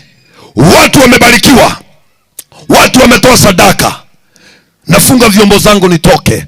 Kidogo nikasikia kutoka kwa mgongo hapa mtu ananigusa. Kuangalia kaona jamaa mwingine ananiambia, "Sir, please." Kwanza ananiita pastor. Naomba kuna mtu kwa ile gari anataka kukuona. Gari gani? Kuangalia baba ni Brado. Ni Brado iko pale. Nikasema, "Hallelujah." Naweza pata ni sadaka. Sipata ni sadaka. Maana Bwana anatuma ndege. Anaweza tumia chochote kulisha watumishi wa Jehova. Nikaenda pale kwa gari. Jamaa kateremsha kioo chini. Kuangalia vizuri nikaona mzee namuona anakaa ka familia, ni yeye si yeye. Kidogo akaniuliza swali. This time huyu mzee aliniita pastor. Pastor. Nikaitika, "Oh. Do you remember me?" Nikamwambia, "Not really, but you look familiar." Akaniambia, "Mimi ni kabla asema Abuta." Alisema majina yake sitaisema kwa sababu ya mkutano na kwa sababu ya TV. So akasema majina yake kabla malizie Abuta, maana Abuta ilikuwa ni jina tu amepewa, ile nickname. Kabla malizie Abuta, so mimi nikaijasia, nikajua ni yeye, nikamwambia, "Abuta." Akaniambia, "Please sir, unaweza ingia ndani ya gari." Sasa yeye ananiita sir. "Please sir, unaweza ingia ndani ya gari tuongee." Abuta sio ule nilikuwa najua. Amekuwa mweupe lakini sasa ni mkonde ya ajabu. Amefaa Godfather alikuwa anafaga macho ine, lakini ile Godfather imemfunika mpaka aonekane kakichwa kamekuwa kadogo. Abuta ananiambia unaweza ingia ndani ya gari tuongee. Nikamwambia saa kama ni kuongea ni ushuke tukae mahali tuongee. Akaniambia no problem. Akashuka. Dereva wake anamfungulia mlango. Jamaa akashuka na ile vimbo. Jamaa anatembea karongi kamesha bwana. Ni kama mtu mwenye ana ukimwi lakini haikuwa ukimwi. Ameisha kabisa. Tukakaa naye mahali pale. Akasema tunapoendelea kuongea unaweza chukua soda. Akasema haleluya nimehubiri sana. Soda renge ngagocha. Nikasema leta soda hapa. Abuta akaniambia nimekuita, nimekuwa hapa nimesikiza injili ukihubiri. Na nimekuwa nikisikiza injili. Lakini naomba tu mtu wa Mungu nikuulize swali. Kamwambia you can ask me sir. Akaniuliza, "Je, Otiso, unajua nina magari?" Kamwambia, "Unajua nina manyumba?" "Unajua nina watoto?" Ngaso wako ya chiku. Ngie kibona huyu tena ameanza ile kiburi yake. Kaniambia nifumilie tu. Nina manyumba Amerika. Sina kila kitu. Na last time nilikuambia hivyo. Lakini nimeona ile kitu sijawahi ona. Nikamwambia, niambie gani hiyo? Akaniambia mimi niligonjeka. Akatoa koti yake kidogo hapa. Nikaona mahali anaingisiwa ile nini ya syringe. Akaniambia niligonjeka nikaenda hospitali. Amerikani nimetibiwa. Kwanza Amerika ndio nimesaidiwa. Mgonjwa wangu wametafuta dawa imekosekana. Ile madawa yenye tu nimepewa ni madawa ya kuniongezea tu muda masiku, lakini ugonjwa sioni nikipona, na vile nimehelezwa sioni mbele wala nyuma. Nikastuka nikasema Abuta nikamwambia pole. Akaendelea story. Akaniambia ugonjwa hospitali waliniambia sukari usiguze. Otizo wakaniambia chumbi usiguze. Wakaniambia nyama nanje teiga nisiguse. Wakaniambia mafuta ya mboga usiguze. Ngasoa kueboli nikachiita mkutano. Abuta si yako na ng'ombe. Tena akaambiwa hata maziwa asionje. Nikakumbuka Abuta si yako na ng'ombe. Sikuna mfanyikazi anakamua. Mfanyikazi anakunywa maziwa. Mdosi akunywa maziwa. Sasa nani ameachiri mwingine? Nikakumbuka Abuta ako na pesa ya kununua nyama. Na akinunua nyama alete kwake. Maid mfanyikazi anakula nyama, Abuta hakuli nyama. Ngamo doshe nyompe. Abuta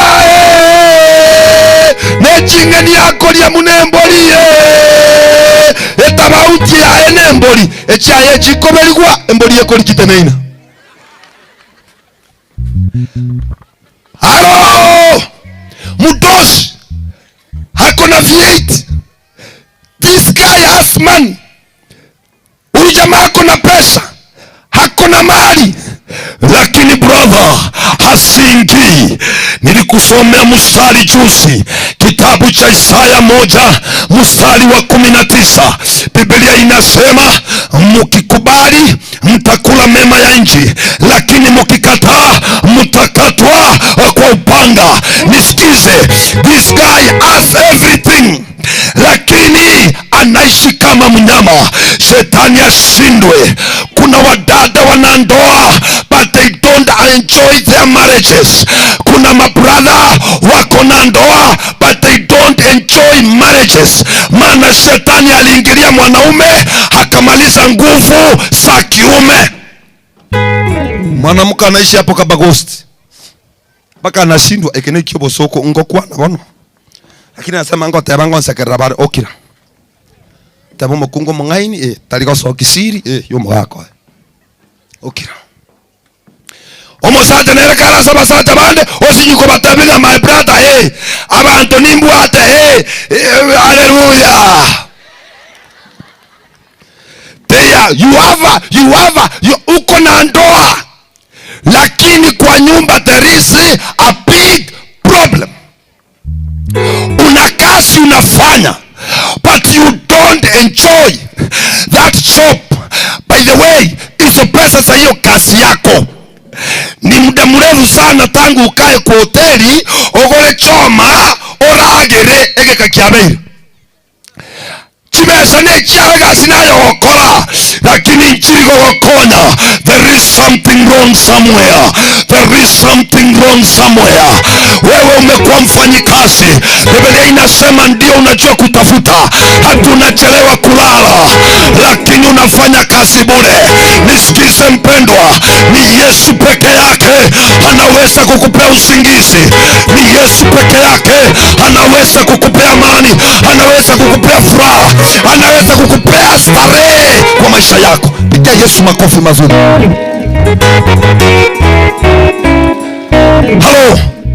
Halo. Yesu rako morembe musacha. Ushawahi gundua, na hii munisame, nitasema maana Roho wa Mungu ananisaidia, but I'm not mocking anybody and I am not here to kecheri anybody, but the Holy Spirit is helping me kina kike kusiege songo to just chambua what is really happening to lives of people.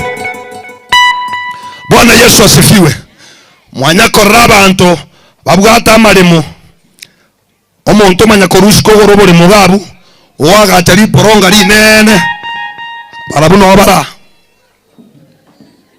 mwanyakorra babwata buri mabo nene lakini mbuko bakonya aro nande banjite bakobutura bakobutura nande bari koye gukasi bago 50 30 20 50 30 20 50 10 ago chakota boko kodera seyo moremo no moremo koreki obwato moremo lakini moremo bumbo liko bakonya. There is something wrong somewhere. Teba shetani ashindwe. Bwana asifiwe. Abasacha basani baho bagorira maremo ayoko nyakweranga mu bwato borimo no borimo kwoni rwakonire musani one konyo borimo si kawaida wakonyoro konyo borimo bwaho sego nande mbori gokonya si kawaida. There is something wrong somewhere. Ena chirango te yamagana maya korubona tigakonya borimo buno bwaho nyasango kware chibesa wagache obe muna basacha bande. You need Jesus. Munega alieta sukepira mafuta na aje togo sukonya tobwati Yesu tekerengo tebi obole mobwate na bengi galie yanera galie tego suka onye tina beka petroli na aye no botwaro bole mobwo onye Yesu tago soa togo kina abako beskirebu sema shetani ashindu. Haleluya. Abasata oye niongeze volume.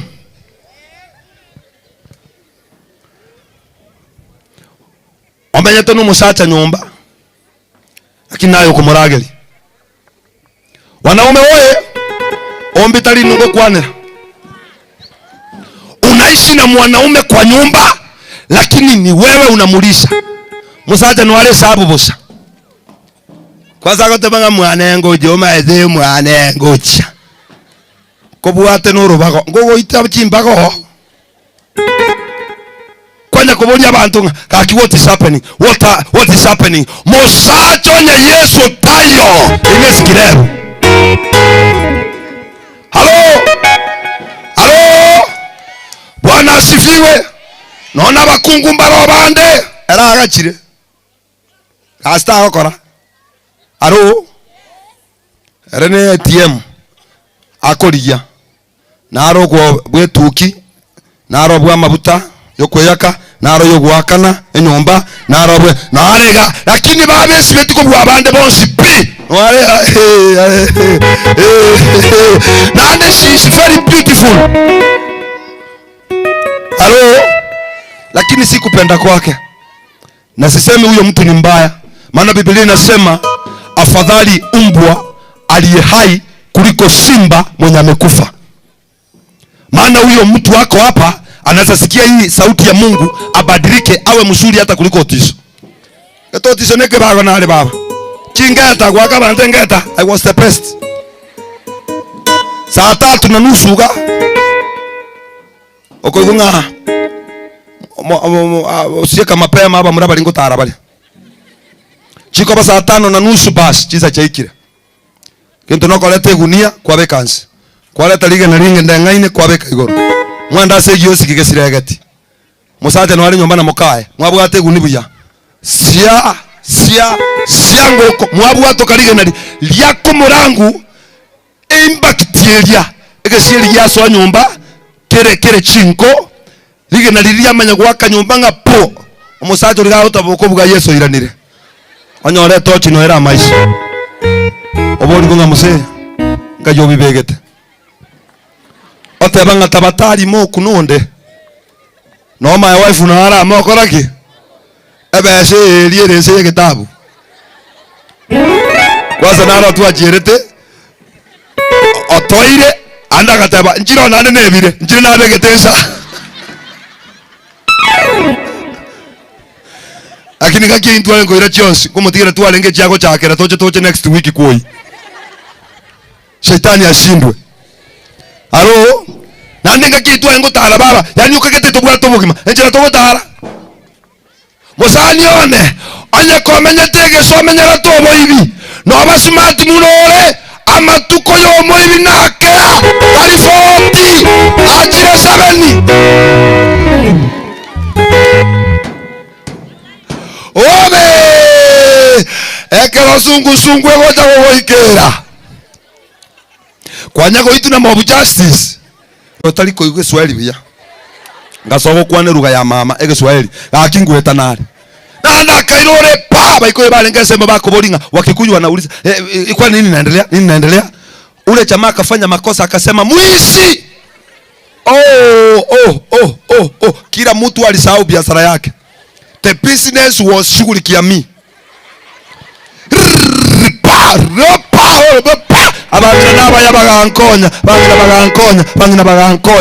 Mungu ndaka shiaruka. Tulisoma kitabu cha Kumbukumbu la Torati 28 verse 15. Lakini wacha nikukumbushe mstari verse 30. Lakini kabla niseme hiyo sikiza. Hata ukipata dada mlembo omobeke siro gracing. Onye netuki baba rosha. Onye nendagira baba nyora. Onye nenyama baba kuna.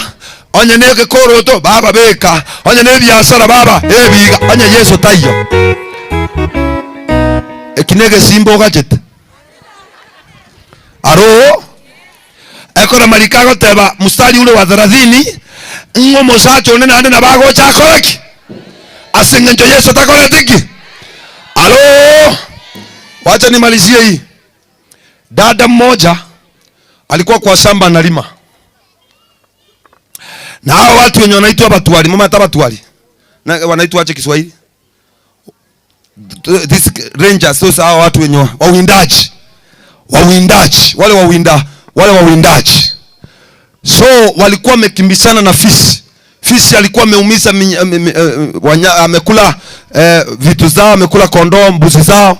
So wakawa wanakimbisha mbuzi hiyo fisi waimalize. Fisi akawa amekimbia mpaka amechoka na amewawacha distance.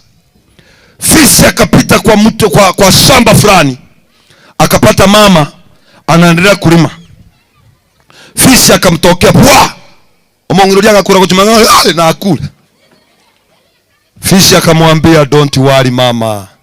Sina ubaya. Akamwambia una ubaya namna gani? Unafanya ni kwa kombo. Unafanya nini hapa? Fisi akamwambia tafadhali. Mimi nimekuja nataka tu nisaidie. Please, I want you to help me. Nikusaidie namna gani? Nimekimbizwa usiku kucha. Nimechoka. Hawa watu wanatoka hapa nyuma watanimaliza. Naomba tu tafadhali unisaidie. Mama kanyamaza akasema, "Nikikusaidia, si utaniua." Sema hapana, mimi sitakuua. Sema, nikusaidie." Akasema, "Okay." Ngerese baba. Sema, "Okay. Kama nikukusaidia hiyo ni sawa." Chukua kitambaa akamwambia, "Rara hapa. Kuja hapa fini." Harakisha. Akasema, Rara hapa. Kuja mbio. Ala chini. Wewe ni fisi leo. Nikimaliza nitatoa hiyo chini juu yako. Akafunika fisi. Ni mtoto amera. Na akaweka kabagi kake hapo. Sasa akaendelea kulima. Wale wawindaji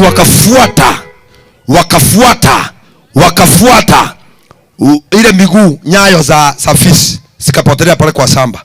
Wakaambia mama, mama, mambo, habari, salama inawezekanaje huko kwa shamba kuna mnyama tunafuata mbaya sana, amekimbia pande. Haujamuona? Mama akasema, mnyama gani? Fisi. Kuja hapa. Hapana. Ngajari kakitandia. Amekuja hii area. Sema amekuja hii area mama. Akasema mimi sijamuona jamani. Tumeona nyayo skip. Akasema sijamuona huyo. Wale jamaa wakasema hata sisi tumechoka kama huyo fisi amepotea.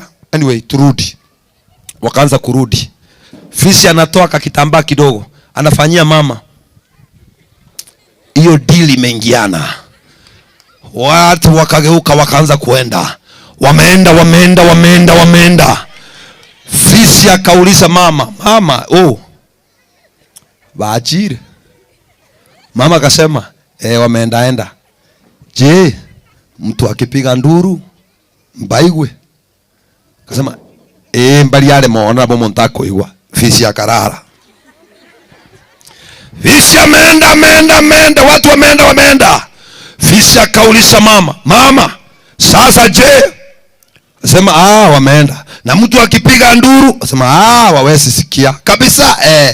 Fisi akatoa kitambaa, akasema Mungu anajua mahali kumenyesha na mahali kumekauka. Siku 2 nimekimbia, nina njaa vibaya. Haleluya. Mama akasema we had a deal, tulielewana. Hii kitu tulielewana. Fisi akamwambia tulielewana wakati nilikuwa kwa hatari. Sasa tutengeneze moyo ingi, nishipe kwanza, ingine tuongee baadaye. Fisi akashika yule mama, akamfunja, akamumaliza. Tumekuja Egesa, tumeleta habari njema, na inapita kwa masikio yako na inaingia mpaka ndani. Nisikize mpendwa, chochote kinachokutesa usifiche, maana kitakumaliza. Na bano musacho bando gachete muririsi wana mapema. Anyano mwana gwe sukuru gachete muririsi mapema. Police niye ko ganyete. Aba murawe watu ko mwana yachi gosoma. Onyaneke mole gachete mateye na moina salenda mapema ngokeri baba yabeire moro muno mugakorie nyang'au ya soki borro komatabinga mugaso igure kamatabinga toga ndemirimo mwaka chikonye tabinga gakibwa irire yadi bono mugaso tigaboire enyaga we kamatenga no toende chop bagasuguma na abantu bakaboumera bagakwamo ne nyang'au. Tumekuletea habari njema, kama ni kubadilika, badilika sasa. Yesu ameshika ajira yako kwa mkono, hakupe ubarikiwe. Yesu amechukua ufunguo, hafungue maisha yako. Kila mtu mwenye amekaa chini, asimame juu na miguu yake miwili. Kama uko pale, kaa chini. Vincent, kuja pande hii na nini yako, kuja hapa. Utasimama hapa juu. Kama umekaa chini, simama juu na miguu yako miwili. Wale wenye wako pale juu, teremka chini kidogo. My brother, siku ni leo na sanisa. Wale wenye wako pale juu pale, tilimoka gocha wenye mkugweke gusi, mimi nitakupembeleza tu, maana najua kile nakuitia. Dada yangu, teremka chini kidogo. Wale wenye wako pale wenye wamevaa nini za white, teremka chini kidogo. Asante kwa kufanya hivyo. Hata wale wenye wako pale, songa chini kidogo, kuja kidogo. Naomba alibakale goroba moino eko nyalekana sikogo jamati Yesu nara asingichobo kimabwa. Sikogocha twakoleta ira mangana maya gentonge yora koronya Yesu tayo gentonge yora koronya Yesu tayo. Abana ba Yesu, you need Jesus in your life.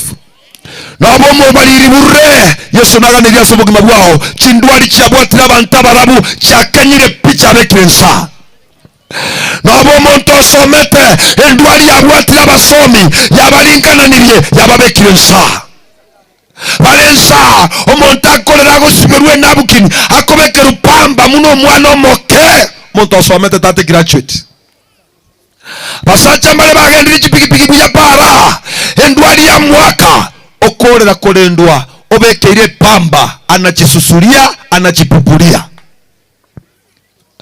abasacha mbale bakabanywa mete lakini chindwali cha kongontile yamobekire nsa tabuati nono munwa akomamura onye kole moyo kento mkeyo wako dira singuru chao koika Yesu aswaro sibogima bwao my brother basacha mbale babuate biashara kubwe byao abasacha mbale babuata mali gokubwa lakini banyolire siri ni Yesu mwana wa Mungu aliye hai konyora Yesu tali gotugutangaki konyora Yesu tali oboliri konyora Yesu nobogima na konyora Yesu nese mpigia Yesu makofi. Kwa sababu hii mpendwa, nataka kukuingisha katika toba. Yawezekana unataka kuokoka, umpe Yesu maisha siku ya leo. Unataka unasema haya mambo ninasikia, kwa kweli nimeelewa, I cannot walk alone without Jesus. I need Jesus in my life. Uko pale, wacha nimpe baba wa mji huu achukua hapa nikiwa hapa, ubarikiwe.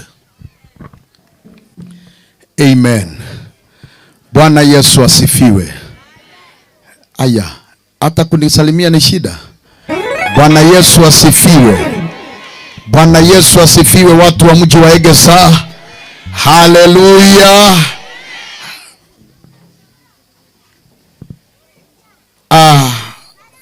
Neno limehubiriwa. Nataka tu niombe na wale ambao wanasema wanahitaji Yesu kwa maisha yao.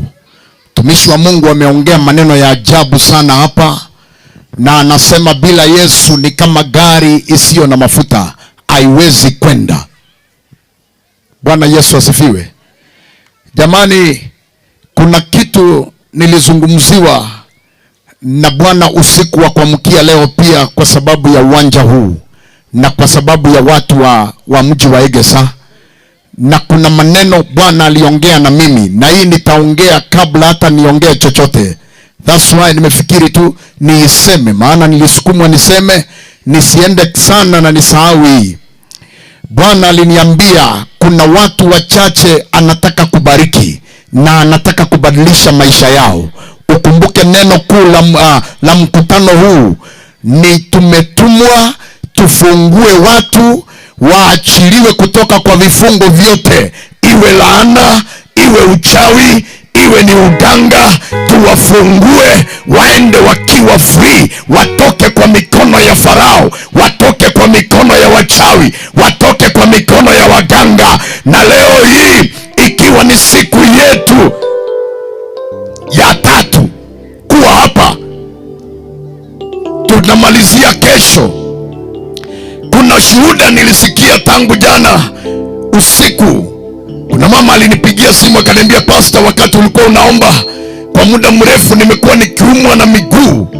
Kawaje niliambia huyo mama aje nimuone, sijui kama yuko kwa mkutano, sijaonana na yeye. Akaniambia wakati ulikuwa unaomba tu, kuna hiyo maji ulimwaga juu. Wakati hiyo maji ilinigusa, vitu vilikuwa vimefunga kwa miguu nilisikia zikianguka, na kutoka saa hiyo ninatembea, siumwi na mguu tena. Kuna vitu ninajua zimetendeka, na ninataka kesho ndio iwe siku ya ushuhuda, uelewe ni kina nani walitumwa hapa. Hatujakuja kujaribu, tunamwamini yule Kristo ambaye ametutuma kwa mji huu. Kama unanielewa sema amina nzuri. Kabla sijaendelea nasema hivi, nilinenewa na Bwana akaniambia kuna watu nataka kuinua na kuwabariki, na hii sio kitu nitakuita kwa watu. Bwana aliniambia ongea hii, akasema waambie mtu ajikomiti na kitu inaitwa dhabihu ya madhabahu, na kwa kujiunganisha pamoja na hiyo madhabahu ambayo unatumikia, madhabahu ambayo ninafanya miujiza kwake, basi huyu mtu nitabariki maisha yake mara 7 kuliko vile yako sasa. It's not my words, ni neno Bwana aliweka ndani yangu, na sibembelezi zaidi ya hapo. Nitapeana namba yangu ya simu kwa yule atataka kujiconnect, basi Bwana atakutenda mema. Si ni yeye alisema, ni yeye afanye hiyo.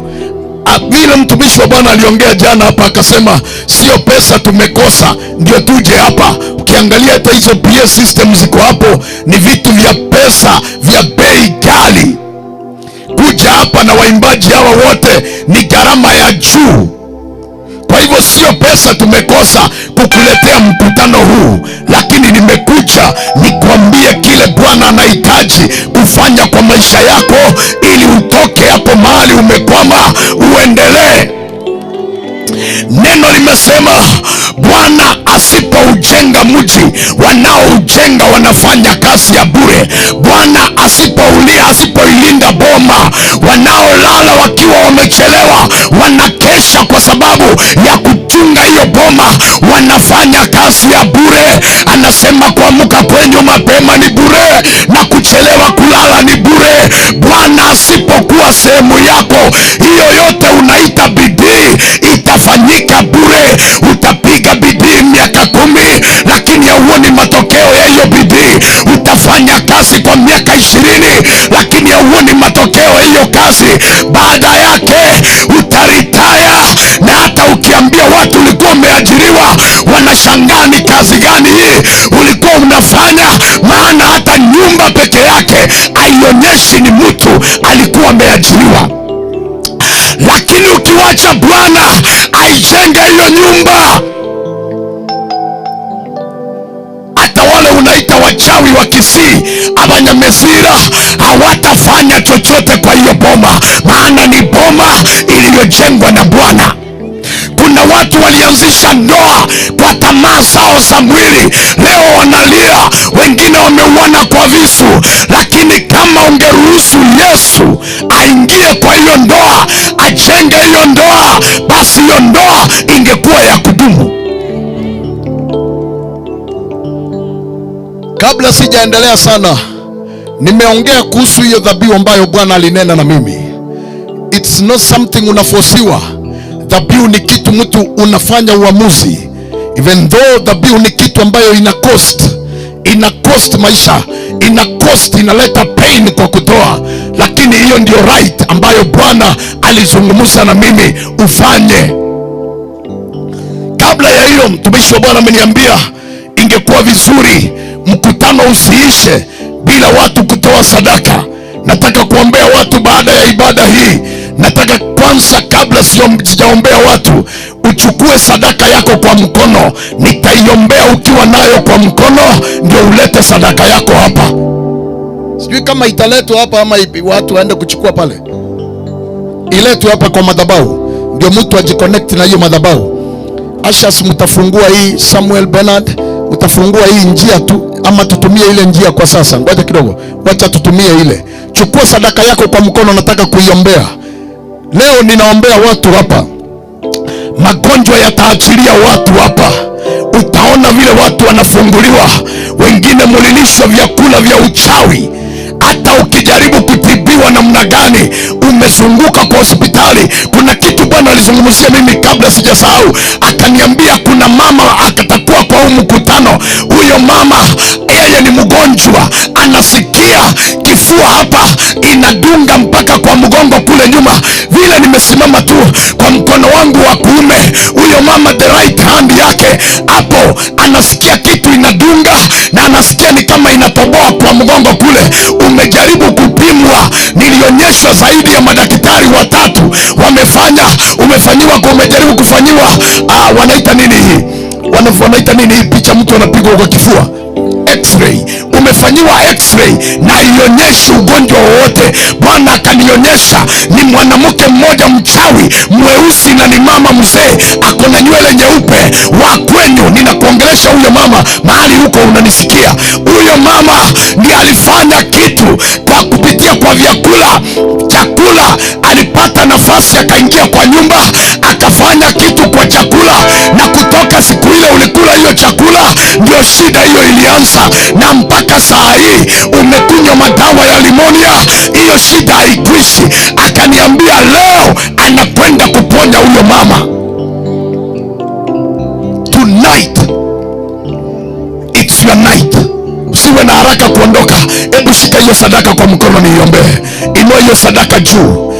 Hiyo ulazimishi. Shika hiyo sadaka, inua juu niiombee. Sadaka tunapenda kusema hakuna ibada ambayo inaitwa imekamilika pasipokuwa na sadaka. Shika hiyo sadaka nikubariki wewe uliyeinua huo mkono. Mwenyezi Mungu, katika jina la Yesu, watoto wako wanataka kukutolea sadaka ili wajiconnect na ibada kubwa ambayo imefanyika kwa mji huu. Leo nimeomba kwa kila mkono ulioinuliwa, wakati watatembea kuja kwa madhabahu haya kutoa sadaka hiyo, kila huo mkono ulioinuliwa, nimetangaza mkono huo ubarikiwe.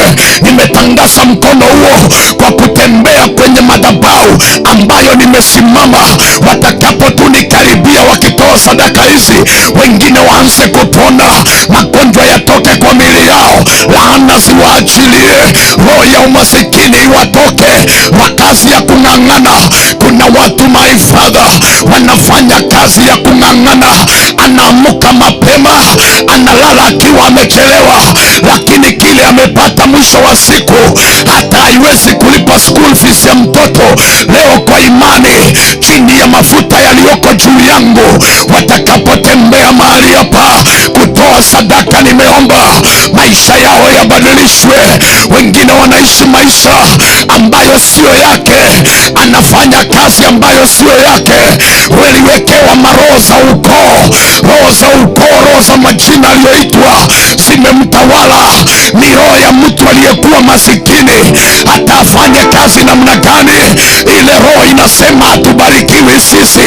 Ndio maana hata ashike pesa namna gani, vile zinatoweka kwa mkono haelewi, lakini anapokuja kwa imani kwa madhabahu haya kutoa, nimeomba kwa jina la Yesu maisha yake yabadilike. Kila kisirani muachilie, kila uchawi umwachilie katika jina la Yesu. Nimeomba na kuamini. Watu wanisaidie kusema amina kubwa.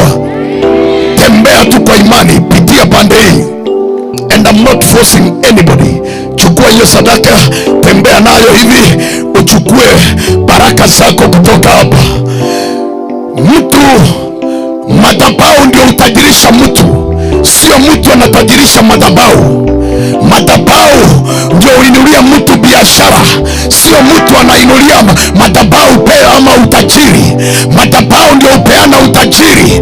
Madhabahu itasababisha ujenge nyumba hata kama walisema wewe utakufa bila kujenga nyumba. Madhabahu uondolea mtu magonjwa. Usiondoke hapa mpaka nimeomba. Wewe tembea na sadaka tu, niombee watu hapa dakika hii kwa jina la Yesu. Sina shida na wale wanaenda, pengine ibada hii haikuwa yao. Wewe ibada hii ilikuwa yako, wewe ambaye utabakia hapa mpaka mwisho. Tembea, kuja na sadaka, kuja na sadaka. Na wale ambao umesikia hilo neno la dhabihu nimeongea, limegusa moyo wako, unasema mchungaji atasema namba yake ya simu saa ngapi ili nijiconnect kwa hiyo mafuta. Ninaenda kupeana namba yangu ya simu kabla sijaombea watu. Kuja na sadaka, kuja na sadaka mzuri. Jamani, tembea na sadaka mzuri, ujiconnect na madhabahu haya. Thank you. Bwana akubariki wewe uliyekuja kutoa hiyo sadaka. Bwana akubariki, Bwana iongeze, biashara yako iendelee. Nasema hautakwama, nasema hautalemewa, hautapeleka pesa zako kwa madaktari, hautalazwa kwa hospitali. Watoto wako hawatakwama, hawatalazwa kwa hospitali, hautakosa school fees katika jina la Yesu. Simama tu wale, nataka kuombea watu sahi, nataka kuombea watu sahi. Fanya haraka wale mnakuja na sadaka, tembea haraka, tembea haraka. Nataka kuombea watu, nataka kuombea watu katika jina la Yesu. Ninasikia ndani yangu kuna mtu anasumbuka, anasema sijui nipeleke, sijui niache. Hiyo roho ya kukuchanganya ni hiyo roho nimeongelea. Tembea hiyo roho ikutoke na ubarikiwe. Njoo hapa, toa sadaka yako hapa, tembea tu na sadaka.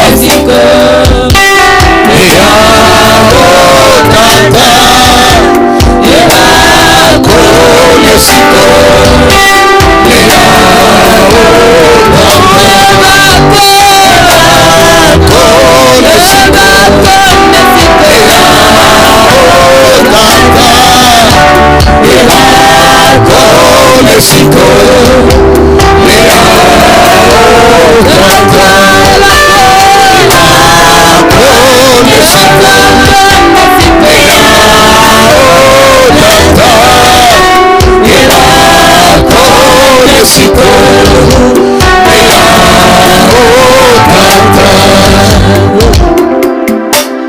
kabla sijaanza kuombea watu, yule umechelewa, kimbia haraka tu, bado kuna nafasi tu, tembea ukileta sadaka yako, bado kuna nafasi tu, tembea tu. Hata wale mlienda kuchukua, tembea.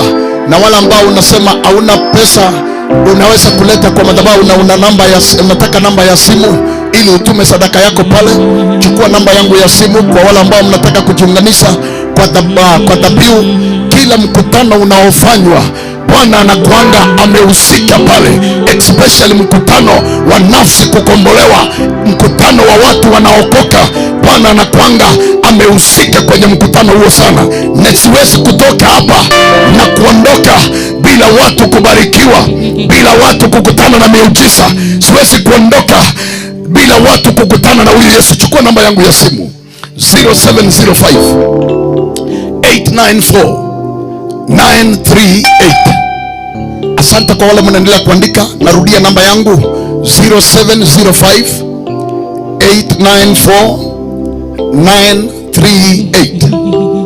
0705 894 938. Mtu anashangaa kwa nini sina haraka. Ninajua kile kinataka kufanyika. Kwa nini niwe na haraka? Na tayari Bwana amenihakikishia kile anataka kufanya kwa madhabahu haya. In Jesus mighty name. Kabla sijaombea wagonjwa, nataka mtu ambaye anasema anahitaji kuokoka, lile neno limehubiriwa, ameamua na yeye leo ampokee Yesu awe mwokozi na mkombozi wa maisha yake. Maana hata maombi haya nikikufanyia, kama hujampokea huyu Yesu, maombi haya hayatakufaidi chochote. Lakini ukimpokea Yesu usiku wa leo, kila ambacho ninaenda kukuombea kitasalia kuwa permanent kwa maisha yako. Ile biashara utaanza baada ya maombi ya usiku wa leo haitatolewa tena na wachawi, na mkono wowote utanyoshwa na wachawi kwa ajili ya kupigana na hiyo biashara. Huo mkono utachomeka, utapooza, na mwishowe huyo aliyekuroga atafakwisha na kwenda kwa kaburi. Nilitangaza hivi na ninarudia tena, siku 7 kutoka tangu nilianza mkutano huu, kuna wachawi wanakwenda kukufa. Tangu wakati nilianza kuombea watu juzi, Bwana alinionyesha kuna watu wametumiwa roho ya ajali wakufe kwa njia ya ajali. Wengine wametumiwa magonjwa, wengine wametumiwa laana za kuwamaliza. Bwana akaniambia nitangaze kwa siku 7 kutoka sasa, kama hawa wachawi hawawezi kusarenda na kukuja waombewe, basi nitangaze siku zao za kuzikwa. Na akaniambia kile walikutumia kikumalize. Kama ni ajali, hiyo ajali itawamaliza wao. Kama ni ukimwi, hiyo ukimwi itamaliza yeye na watoto wake. Kama ni kansa za matiti, zitawamaliza wao na watoto wao. Kama ni kansa, cervical cancer za wanawake kwa tumbo, itamaliza huyo mama na watoto wake. Kama uko pamoja na mimi, sema amina. Usiku wa leo ni usiku ambao nataka kutabiri kitu kwa maisha ya mtu ambaye yuko kwa mkutano wa leo. Inawezekana wamekusukuma lakini hawajaweza kukuangusha, ndio maana umesimama mpaka leo. Basi kama umesimama kufika leo, ninakwenda kutangaza hawa maadui wapigwe, wachanganyikiwe, watoweke kwa njia 7. Njia 7. Inua mkono wako juu, sema njia 7. Sema watawanyike kwa njia 7. Sema watawanyike kwa njia 7 kwa jina la Yesu. Kabla sijaombea wagonjwa, nataka kuombea mtu ambaye anataka kumpokea Yesu. Jana watu walimpokea Yesu hapa, zaidi ya watu 100 walimpokea Yesu. Juzi watu 60 na zaidi walimpokea Yesu. Basi leo ikiwa ni siku yetu ya 3, tena nataka kuona ni wangapi anasema pasta, nasikia niokoke.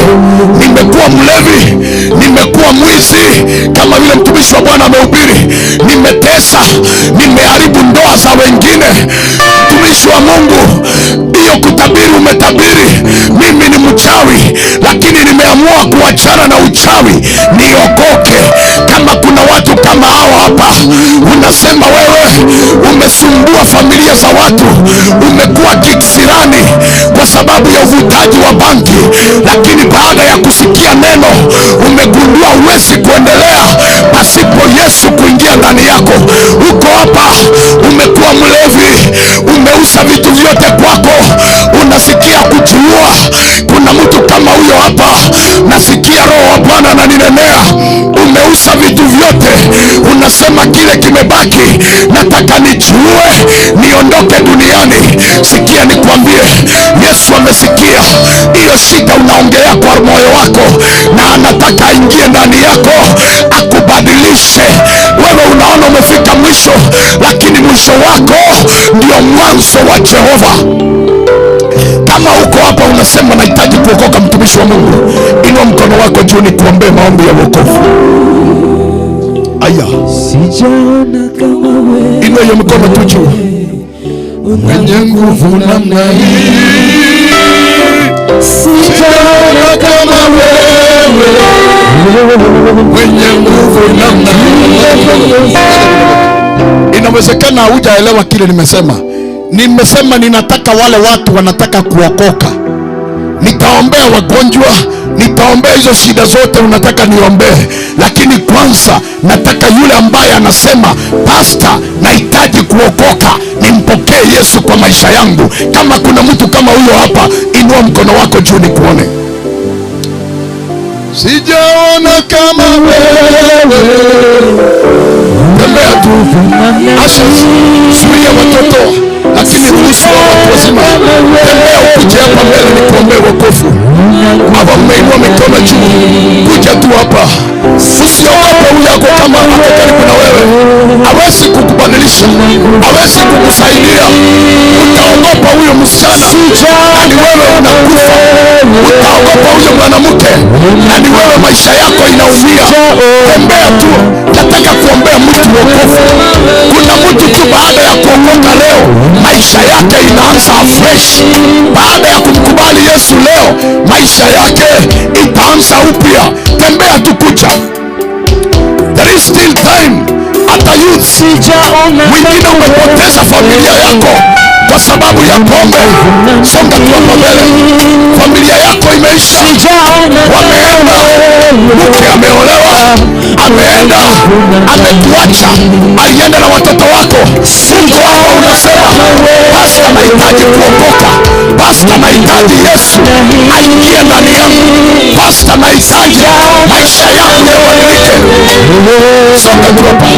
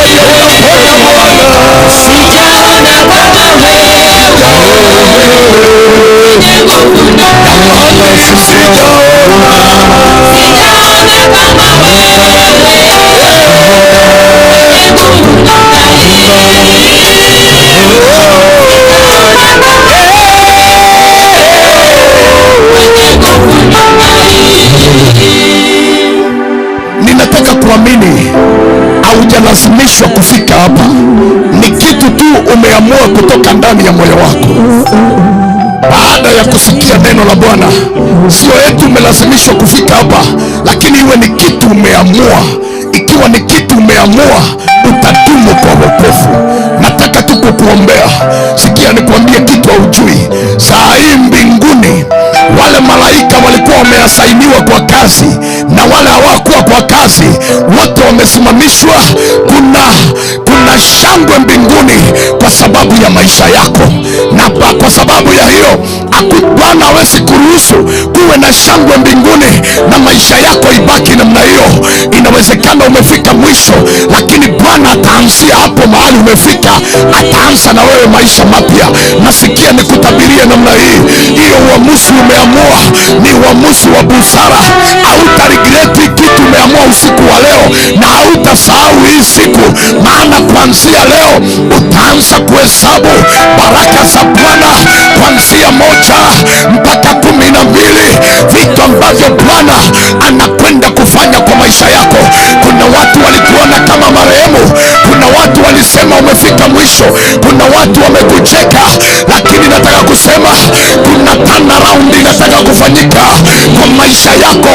Baada ya usiku wa leo, hiyo aibu itaondoka, hiyo madharau itaondoka, hiyo kuchekelewa itaondoka, na hiyo biashara walichukua Bwana atairejesha mara 7. Hiyo kazi waliharibu Bwana atakupa kazi ya kudumu. Kama unanielewa, inua mikono yako juu, funga macho yako. Kama kuna mtu hapa umevaa kofia na wewe ni mwanaume, toa kofia. Nataka tumheshimu Bwana, nataka tumheshimu Bwana usiku wa leo. Basi niruhusu tu waimbaji, Bwana wabariki. Nataka urudie maombi haya nyuma yangu. Wewe ambaye umekuja hapa mbele, sema Bwana Yesu kwa sauti ya juu, sema Bwana Yesu, mimi ni mwenye dhambi. Nimesikia neno lako jioni ya leo na nimefanya uamuzi ndani yangu. Hivyo basi ninatubu dhambi na makosa, dhambi ya siri na dhambi ya wazi. Bwana nisamehe. Inawezekana haya magonjwa yananitesa ni kwa sababu ya dhambi nilifanya. Leo nimetubu Bwana, leo nimetubu. Unitakase kwa damu yako, futa jina langu kutoka kwa vitabu vya wachawi, futa jina langu kutoka kwa vitabu vya waganga, futa jina langu kutoka kwa kitabu cha mauti, uliandike leo kwa kitabu cha uzima wa milele. Asante Yesu kwa kunisamehe. Ijumaa na Jumamosi ewikeye aliyense muyige sakiogaro abaterie buna Sam Intabo Dino Mpole Bonfensi ya Nyetuka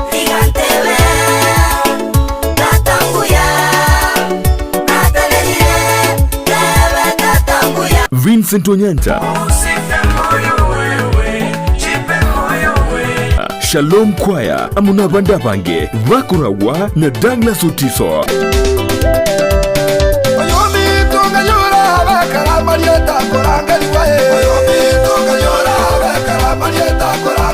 Asiri tukuria Jumamosi nige kurusedi rabe eye maseyemo ase television yau ya Ndizi TV guchakira chinsa 10 goika chinsa 12 chia marakoba. Utafanya maagano na wao, utawaambia mimi Bwana nitakuwa pamoja na wao, waambie kwamba sijasahau, nitakuwa pamoja na wao. Voigori tukuria Jumapili umuruburi ubwege sinka nigora kurikaneye maseyemo kurwa sekaniseyo guchakira chinsa 12 chia mambia goika chinsa 4 bwate tariki.